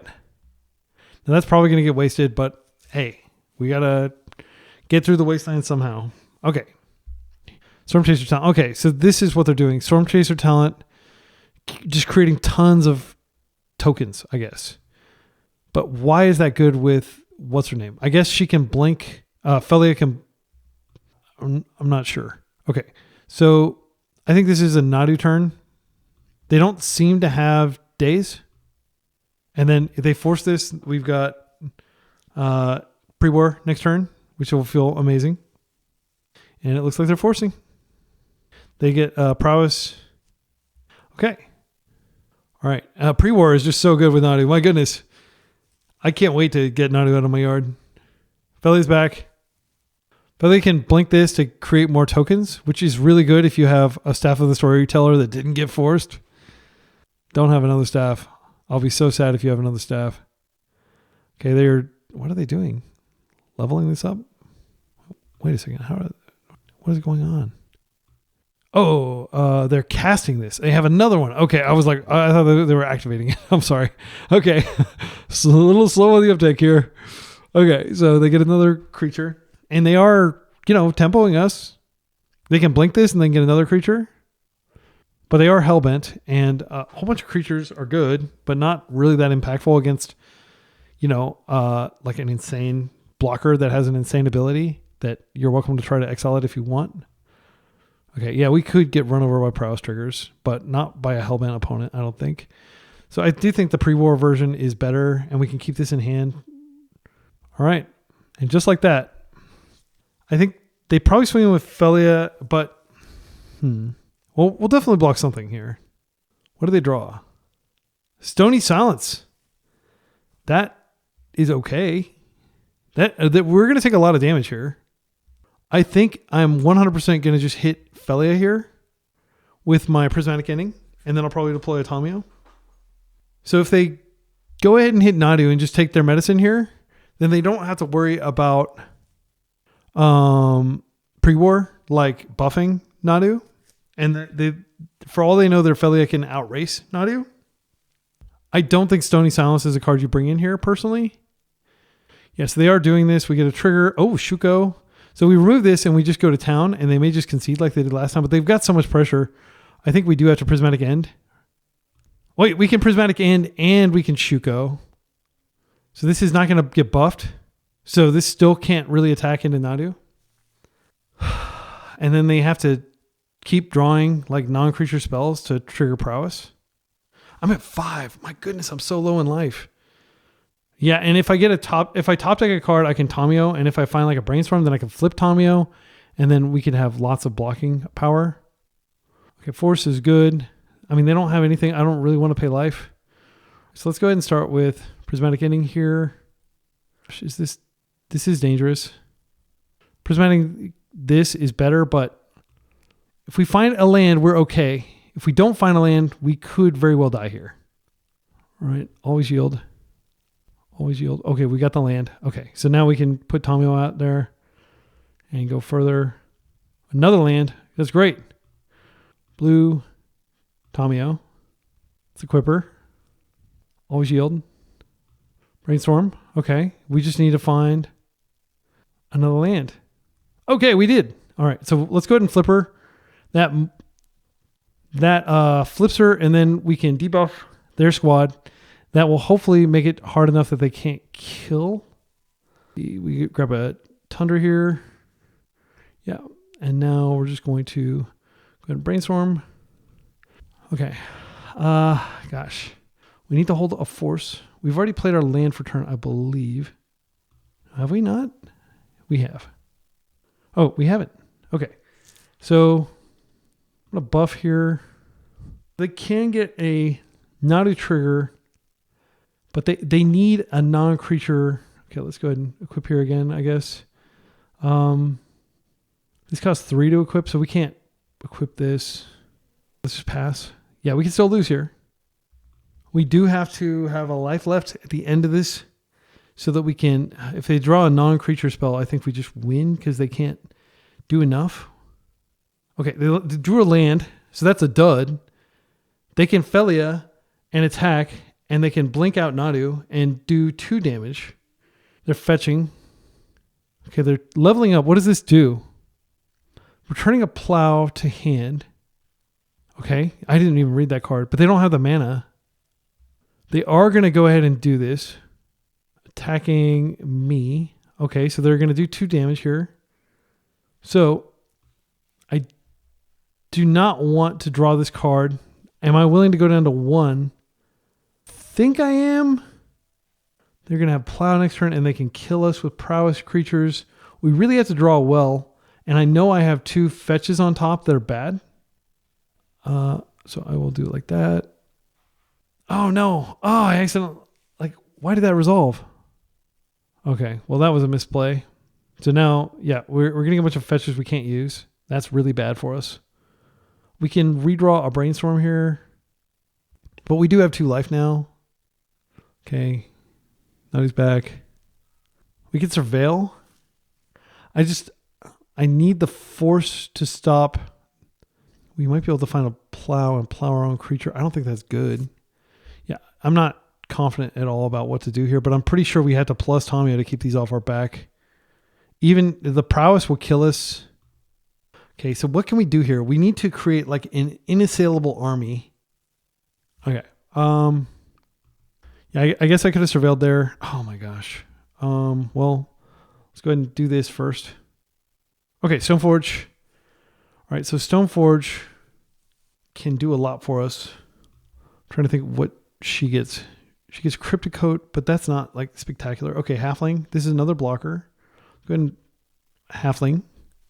If we find Plow for Felia, that is going somewhere. Okay, let's do it again. I feel like I just don't crack these. We put enough blockers out so that their tokens, even with prowess, don't kill. They're going to be able to use the Storm Chaser talent to get back another instant so they can get back a Plow a second time. We'll have another Nadu to play. Cryptic Coat. That's actually kind of unfortunate because that wasn't our last equipment that we could get. Okay. Now I'm just going to play this out. Brainstorm. Okay, so we've got one more activation. I think now might be a good time. Well, we've got more activations with Stoneforge. I'm going to do it first. Maybe I'm not doing these right. Okay, there's the Plow we need for Felia. So I'm going to go ahead and plus here. That much is known. I'm trying to be time efficient in case there is another game. So I want to go ahead and Plow here just to get her off the table. Okay, and now we can brainstorm and put back some of these fetches, and then we fetch, and then we have yet another creature. This is great. So we can go fetch a Tundra. I think we do want to get another Shuko just in case. So we can keep this in hand. I'll go like that. Now I'm going to go pay one of my last life. I'm okay if they plow here because, again, I have another one. Trop. Green. Go ahead and equip this. Equip this. We got a... Was that a fetch there? We've got too many fetches in the deck. This is like twice that I've encountered situations where I'm like, oh no, if I draw a fetch, like that's that. Okay, let's go ahead and do this. Yeah, like, because we've been finding ourselves really low in life a lot. Let's see if we can find, like, I'm not even sure what I'm looking for here. Well, that's what I'm looking for. I just don't have the life to crack to get it. If I can find a Caracas there. Caracas. Okay, so now we just pass with plow up and tons of blockers. Yeah, I'm going to just do this. I guess I attack for 3. I'm going to get some water. I'm coughing. Okay, their plow is targeting my Nadu, which is fine. I can Caracas it back to my hand. That gives me another trigger. But I should have instead just let them gain life. That was a misplay. My coughing fit caused me to not make a good play there. No, it was about my bad judgment that caused me to make that bad play. So I think we put away Force of Will. So they get the prowess triggers. They may be able to swoop in and like kill this turn. Can they do this as an instant? These will get debuffed. Okay. I think we've got this game. I'm just going to play patiently and not worry about clock. They lose all but one of these otters. Okay. They scoop. Okay. So that was not a great play. I should have just gained the life because I already had the Nadu in hand. That was a greedy play on my part, but I was unpunished. All right. So we're 3-1. Okay. So this is like potential back-to-back 4. Well, no, last game was 3-2. Yeah. Let's see how we do in the final round. This is probably the final match of the day. I just don't know if I can keep going, but this is a lot faster than, and it is like, frankly, you think a lot less when you have Nadu to like just save the day, than when you're in like a, Kaito tempo control type matchup. All right. Final round up against Pelinic on the draw. We have 25 minutes on our clock, even though I was going to make a tea. So about the coughing fit, don't worry about me. I'm totally fine. I've just been had this persistent cough for the past, I've been sick 3 times in the past month.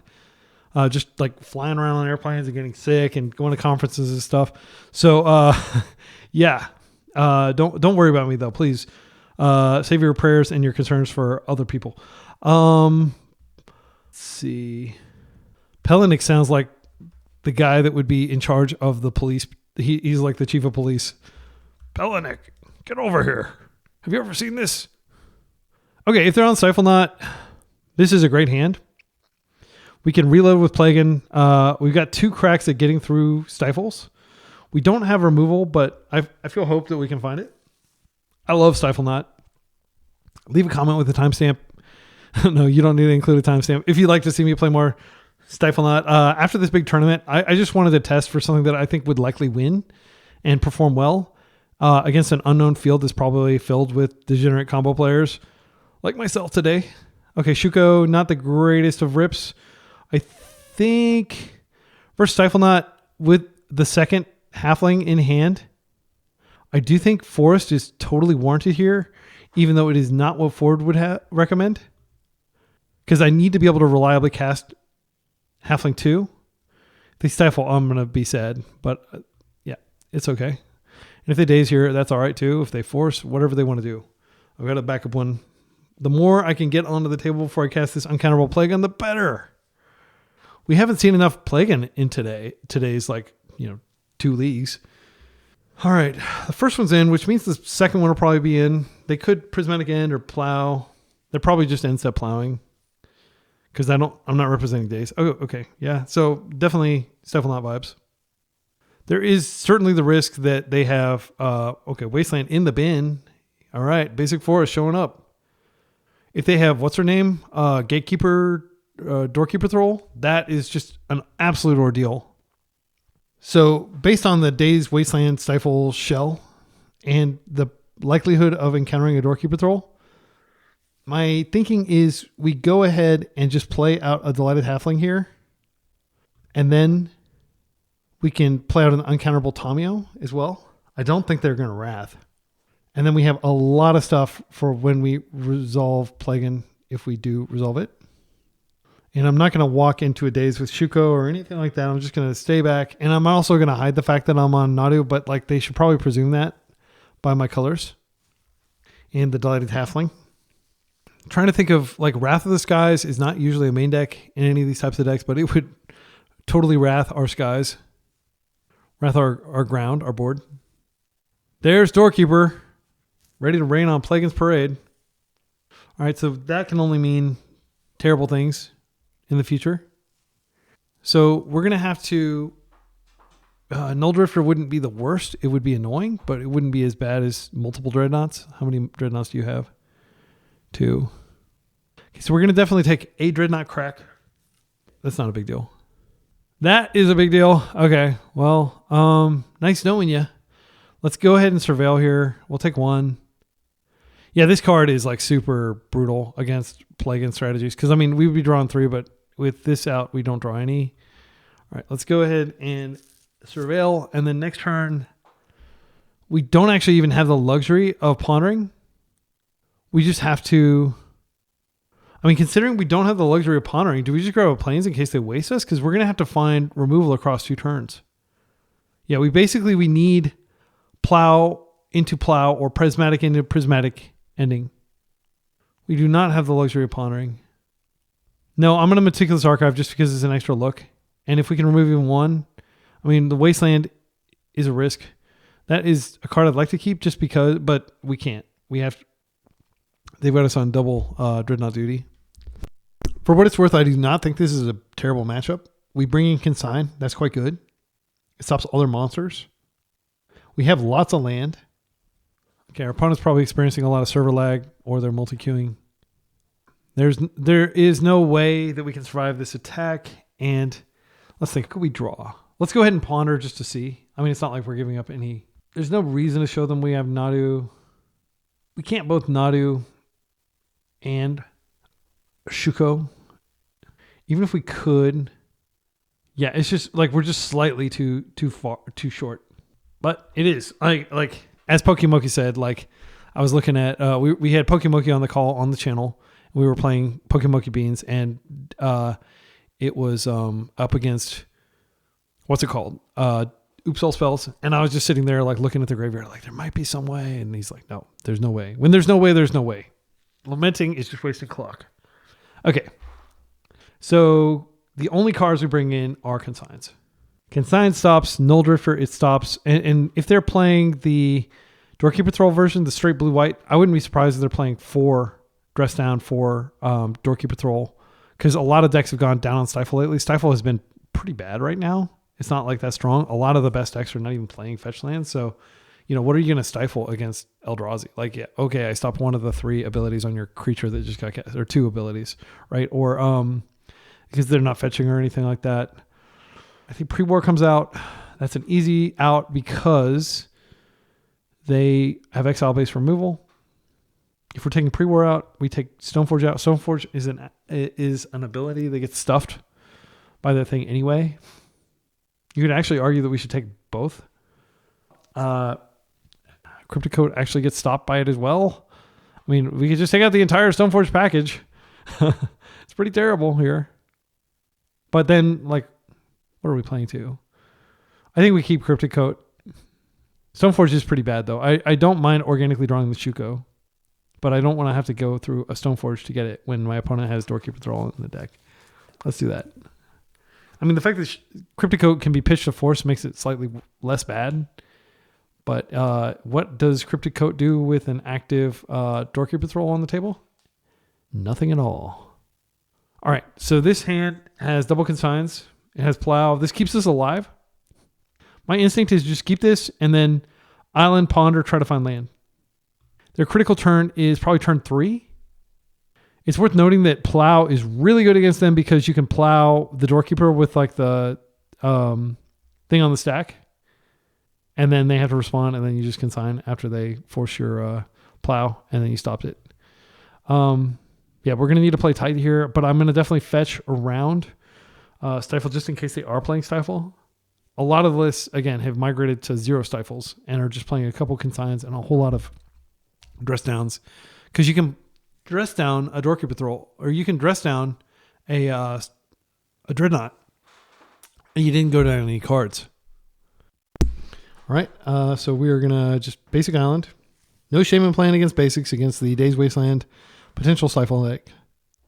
And we're just going to immediately use this Ponder, get it under Days, with the goal of finding another land or finding Prismatic Ending / Plow. Those are good against them too. So much server lag. Luckily, we still got 20 minutes each, but I have to win 2 games. They only have to win 1. And mana efficiency is going to be the name of the game here. Sometimes these games go really long, but like as we saw last time, it did not go long. Yeah, I think we died turn 4. This is pretty perfect. I don't think we need the 3rd consign. I do want these lands. I want all the lands. I might actually take the consign. But what I want to take now is... I'm going to put it on the bottom of the stack. I'll take the Windswept Heath now, I guess. Doesn't really matter. In case they Hymn to Torque my Tundra and Surgical Tundra. Not a line that is likely. I don't know. I'm just trying to justify my decisions. Vista Crack. Probably Tamio here. If it's naked Tamio, then we can just Plains Plow. Okay, Ponder. They're doing the Island Ponder thing. Respect. Ponder Keep. It works. What is it? 60% of the time. It works every time. Except when you're playing against Bosch and Roll and you, ironically, Island Ponder Keep and then you don't find a land. And that has happened to me at least once. And we've got Brainstorm here to fix our hand. I think we just chill. I'm not going to fetch around Stifle. I've got plenty of lands. They want to use a Stifle on me. That's okay with me. So I will Plow with Prejudice, Tamio, or, well, Tamio's not as safe to Plow. Okay, they got white here. Curie is a good Plow target. I think it's fine to just Plow her now and be mana efficient. I don't really want that other consign. They're tapped out here, and we don't have to worry about them dazing, and I wanted to shuffle anyway to try to find a better card. Okay. Curie's out of the way. So now we don't want land. Force is not great. I'm going to go ahead and Brainstorm, since this is a window where we can do it without too much likely punishment. Okay, I can put these back. I can go get Force, and I can Halfling here. And then we've got all our colors. We haven't been dazed. We're impenetrable to Back to Basics or any... I haven't seen a deck play Back to Basics in a long time. Don't play Back to Basics unless you're absolutely desperate for like anti-Eldrazi tech in your blue deck. Harbinger's so much better. These are the giant mech basics. Look at that thing. So Brainstorm is fine. We're just looking for like a Nadu or something that like generates value. Obviously Plaguein would be great, but Plaguein, we would have to force a Doorkeeper Thrall. This is fine. We got lots of action. I think we Nadu here and they daze it and it's pretty embarrassing. I think there's a high likelihood they have daze even on the draw. Wait, would they take out their dazes against us on the draw? I think it's reasonable to assume that they might. I'm going to try this. I'll be really stunned if they daze here. Because like against fair blue decks, I just don't think it's correct. If they force, I'll force back, but I'm not going to force a daze. They're considering forcing. It sucks that, okay, we're in. Now that's a guaranteed 2-for-1 from here. Unless they have Dress Down into Plow, which I'll be forcing Dress Down anyway. But then they force back and then they get the Plow and then we don't get the guaranteed 2-for-1. So it's not a guaranteed 2-for-1 is what I'm trying to say. They kept their top. We're tapped out of... Okay, that's trigger. I think we just take our 2-for-1 here. Yeah, I don't want to get into a force fight when they have potential, like, all kinds of stuff. So this is a Plow on their Curie. I think they're casting Curie here. Murktide, I'll Plow that too. Okay. I think Murktide is great in these types of decks, and a lot of people prefer not to play Murktide, but I think Murktide is so solid right now. So just in case they have Spell Pierce, I need to do this first. We can't have that running around. Now we're going to Ponder, and we're just looking for action.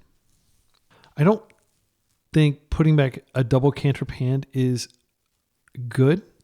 I think we do want to draw these. I want to draw the Brainstorm first. And now I'm just going to play this out. And we have lots of interaction. We're not that far from being able to like hardcast Force. But again, against like their Days, probably Spell Pierce deck. I don't know how good that is. But I do know that we have Consign with Replicate if they attempt to do like a Null Drifter, which they would have to first have something to cover that. But I would like Consign Replicate the draw triggers if they have Null Drifter in the deck. Usually if you're playing Murktide, you're not playing a Null Drifter. Wasteland, okay. I will float. They're keeping us low resource, but they are low on cards. And we're about to rip, I guess, yeah, I'm going to go ahead and Brainstorm here. That does tap us off blue, but we have double Force if we really need it. I would hate to Force. Hull Breacher would be a nasty here if they have that. So we're going to get a Ponder. Cryptic Code's great. I don't really want this second Force. I may need it. That would be a very sad day if we did. I'll put Prismatic Ending back because it doesn't answer Merc. And I will put this on top and then we will pass. This is a grindy game, but I'm so glad I have my basics because they probably like shuffled away. Well, they did Brainstorm once. Cryptic Coat will be really good. It's a recurring source of beats. Assuming that they don't have the Doorkeeper Thrall. If they Doorkeeper Thrall, I just have to Force it, unfortunately. I'm out of blue here, so these consigns are pretty bad. We will also probably force a Dress Down. Anything that would enable Degeneracy next turn. We do have Ponder into, what's it called if we absolutely need it? Spell Pierce is potentially really good. Well, not right now, if they have it. Yeah, here's the Doorkeeper Thrall. Sadly, I just have to force this. I'm not going to risk. Okay, they don't have anything. That's great. They didn't have Days earlier. I'm tempted to just get this on the table. We might be able to draw into a land with a Ponder, though. Yeah, I'm going to Ponder. Okay, we did draw into a land. These are all good cards. I'm just going to play the land out. And then we can go Surveil if for some reason we don't need either a Brainstorm. And then I can just wait a turn. Because if they do get the Doorkeeper Thrall, at least I can consign the creature they're putting in. That's not particularly strong, though. But I could like consign and stop the trigger to stop a Null Drifter, for example. I just had to be really patient. Cryptic Coat may be a pitch to force. Like I could see us playing it out and then they just have another Doorkeeper Thrall. That would be catastrophic. Like if they responded to Cryptic Coat with Doorkeeper Thrall. This is fine. Okay, so now what we need to do is we do need to Ponder into that Prismatic Ending and then we need to end this. Oh wait, I put Prismatic Ending on the top. That was smart of me. So I got a Brainstorm on top actually. Okay. Holding Pattern achieved. They only have so many threats in their deck. But they are stocking up. I wouldn't be surprised if they have several really good cards in their hand. So I have a Brainstorm on top. It would suck if they were able to stop this trigger. They also might have a Consign. Yeah, I think I try to stop both sides. They could have a Consign. Well, a Consign and they get the card. Yeah, I'm going to go for both sides. And then I have Force if they Force, which is risky. Because that puts me at a Hellbent and I don't know what I'm drawing. I'm going to go get a Tundra here. I have no idea what their card that they're getting. Like they could consign this. And if this isn't in play, then they can't consign. You can't consign somebody's consign. So if I stop both sides, then their consign does nothing. Consign is terrible against my deck, by the way. Like it doesn't stop really anything. So the only reason it would be in the deck is to stop like the detrimental triggers. It's a Tundra. We're going to go blue. And I have no illusions the Cryptic Coat's going to go coast to coast. It would take forever to kill them with it. But like having played a lot of Stifle Knot, there are just extremely dirtily situations where you're just sitting around for like 10 turns trying to like put something together. And Cryptic Coat could get there. So I definitely don't want to pitch Cryptic Coat unless I absolutely have to. But I don't want to be facing a Null Drifter. So I'll have to force if absolutely necessary here. They may be able to daze one of the triggers. It'll be interesting to see what they do here. So we're just going to go ahead and consign with Replicate. And I'll hit that trigger. And I'll Replicate. And I'll also hit the Null Drifter just in case. All right. We stopped it. We didn't have to force. Now we see what we draw. Caracas. Well, I'm going to play it out, and I'm going to Cryptic Coat, and I'm just going to go shields down for a turn. Because this is the turn where we can play this without worrying about them having the Doorkeeper Thrall. Got a Shuko under there. All right, Caracas doesn't really do anything for our deck, but it does stop Tamio. So they may want to waste that. They have to kind of waste before they can start Tamioing, unless they just immediately Brainstorm Flipper. This is a Harbinger, which is fine. It is of little consequence as we beat in. I am going to recall this. Just create another one. Yeah, I'm going to start doing that. And we can kind of always stay on force if we need to by doing that. Play that out. I guess it doesn't make sense to tap those. So I'll just tap like this. Play this out. And then if we find a Nadu, I'm just going to come in and attack. And if they want, they can chump and trade. But I will start chipping away at their life total. They have 3 cards in hand. They only have access to 1 white mana now, as opposed to 3 before. But I don't think that really matters. I'm stunned that they brought in Harbinger against us, but they're probably not going to bring it in the next game. Not attacking. That makes sense. All right, let's recall. Now they could Doorkeeper or Thrall. Hopefully I draw a force. Okay. Oh my goodness. If we play this out, it's not that big a deal if they Doorkeeper Thrall. Like, it just stops it, but we still have like tons of mana. So I'm getting up to the point where I can like do multiple per turn. I think they're just getting server lag, which is unfortunate for them because like this is definitely going to be a grindy one. I just want to be ready to force if they play Doorkeeper Thrall or something like that here. I do think it's correct to go ahead and Cryptic Coat now. Because we can still recall it to force if we absolutely need to. Like if they have a Doorkeeper Thrall, and then we'll have 3 of these. Well, we won't have 3. Yeah, I can play it out, and then with the Doorkeeper trigger on the stack, or while the card is on the stack, I can't technically recall it. Yeah, that's kind of risky. Okay, so they're going to take it. Yeah, because Doorkeeper Thrall is the card we need to stop here. Okay, we're in.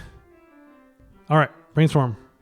Just getting mediocre cards out of the way so we can find our Nadu. This is Doorkeeper. Oh, Containment Priest. Yeah, nothing I can do about that. These are these non-token creatures?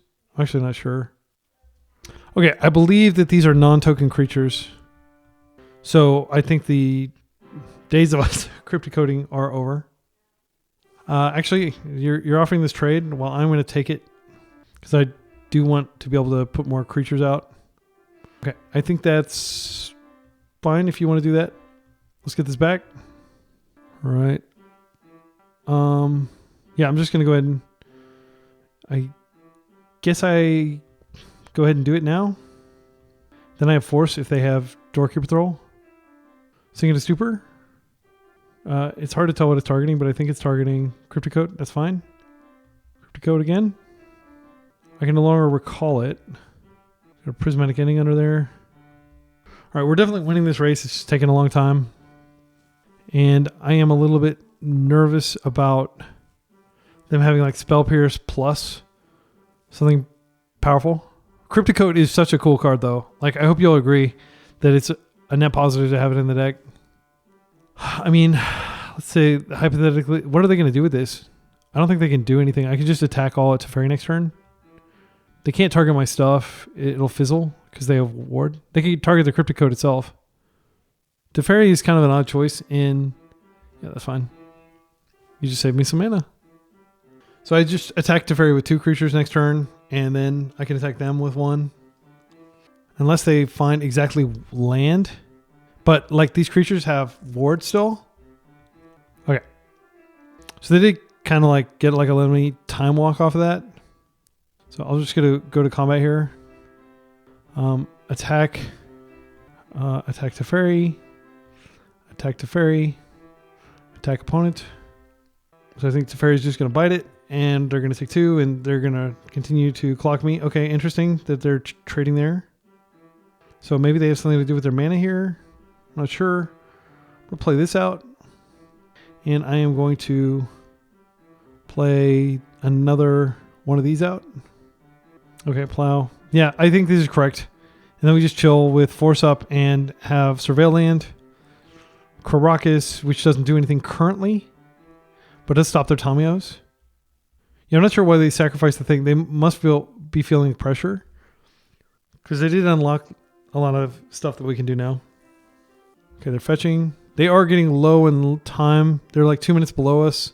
So it's possible that, like, I mean, they can win very explosively. We require a lot of clicks to win. We can still win early with our combo. This could be like a Null Drifter, but they don't have 7, so they're going to have to... yeah, they could Null Drifter plus Consign to keep it around. I don't think Null Drifter is going to save them, though, because we can attack... If they attack, we get to attack back for a lot. This is Null Drifter. So I'm going to let this happen. They get their 2 cards. Now they can, potentially consign. This is a force. Okay, and now they get their cards, but Null Drifter dies. Okay, so that's not that bad. Okay, so I do think I want to recall this rather than Surveil, so I can keep the pressure up. So they have 4 cards in hand, but we've got quite a board. Nadu would be great. Shuko. I think I just play it out. And I'm going to play this out. If we find a Nadu under here, we can go crazy. Nope, unfortunately not. Let's just attach to one of the ones that has... I think we just attack with everything here. This is going to kill them pretty quickly. Cryptic Coat, soloing them. 5 life. I don't think there's anything they can do here. Dress down. They could drop like 3 things, but we have an unblockable creature that they have to deal with. Okay, 1. God, how many do you have? 2.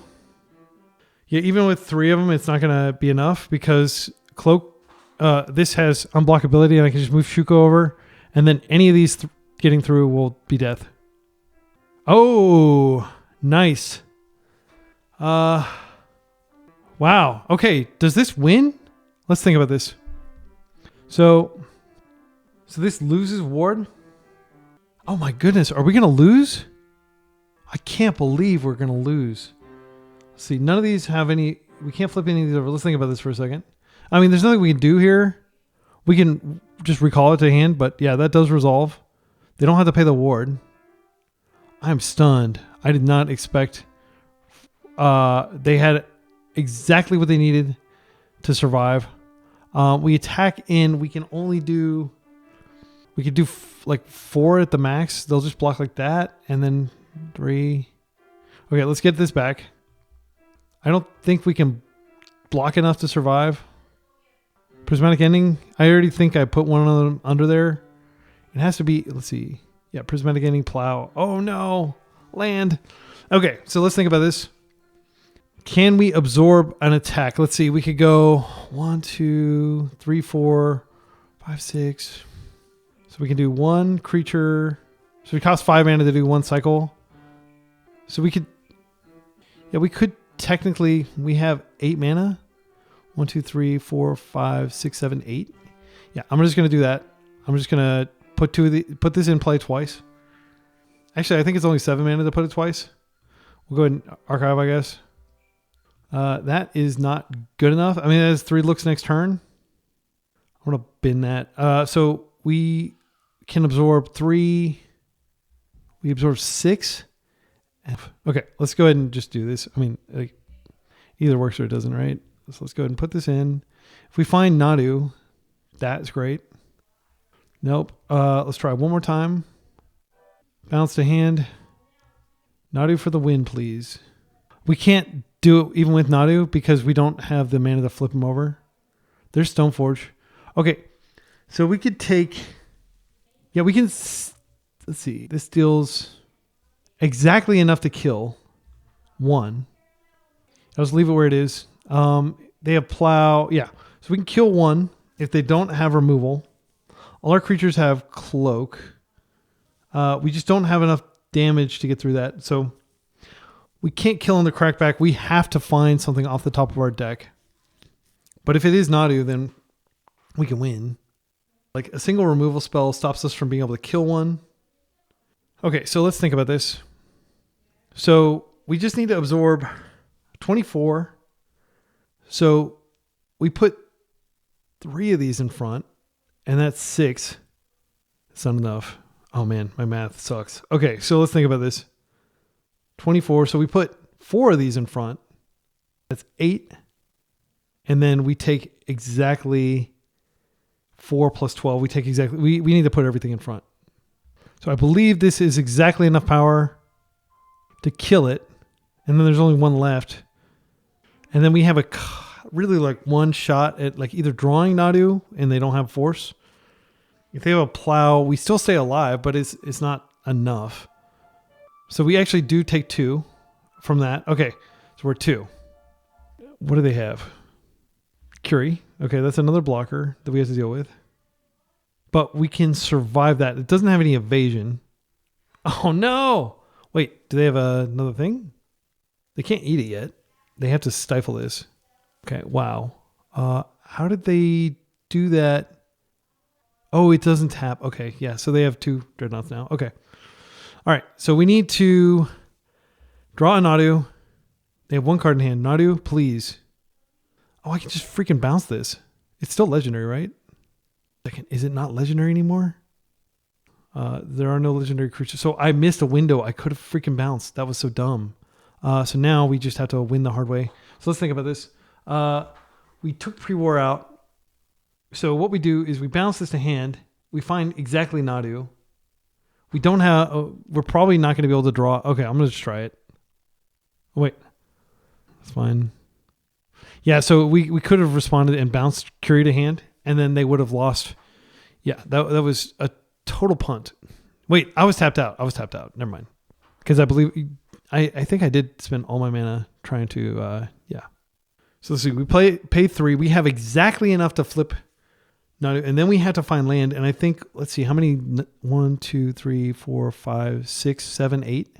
So we only have 2 more colored mana sources. So we have to basically Nadu into land and plow or something like that. It's crazy. And we're at 4 minutes on our clock. So I don't think we're going to win this game.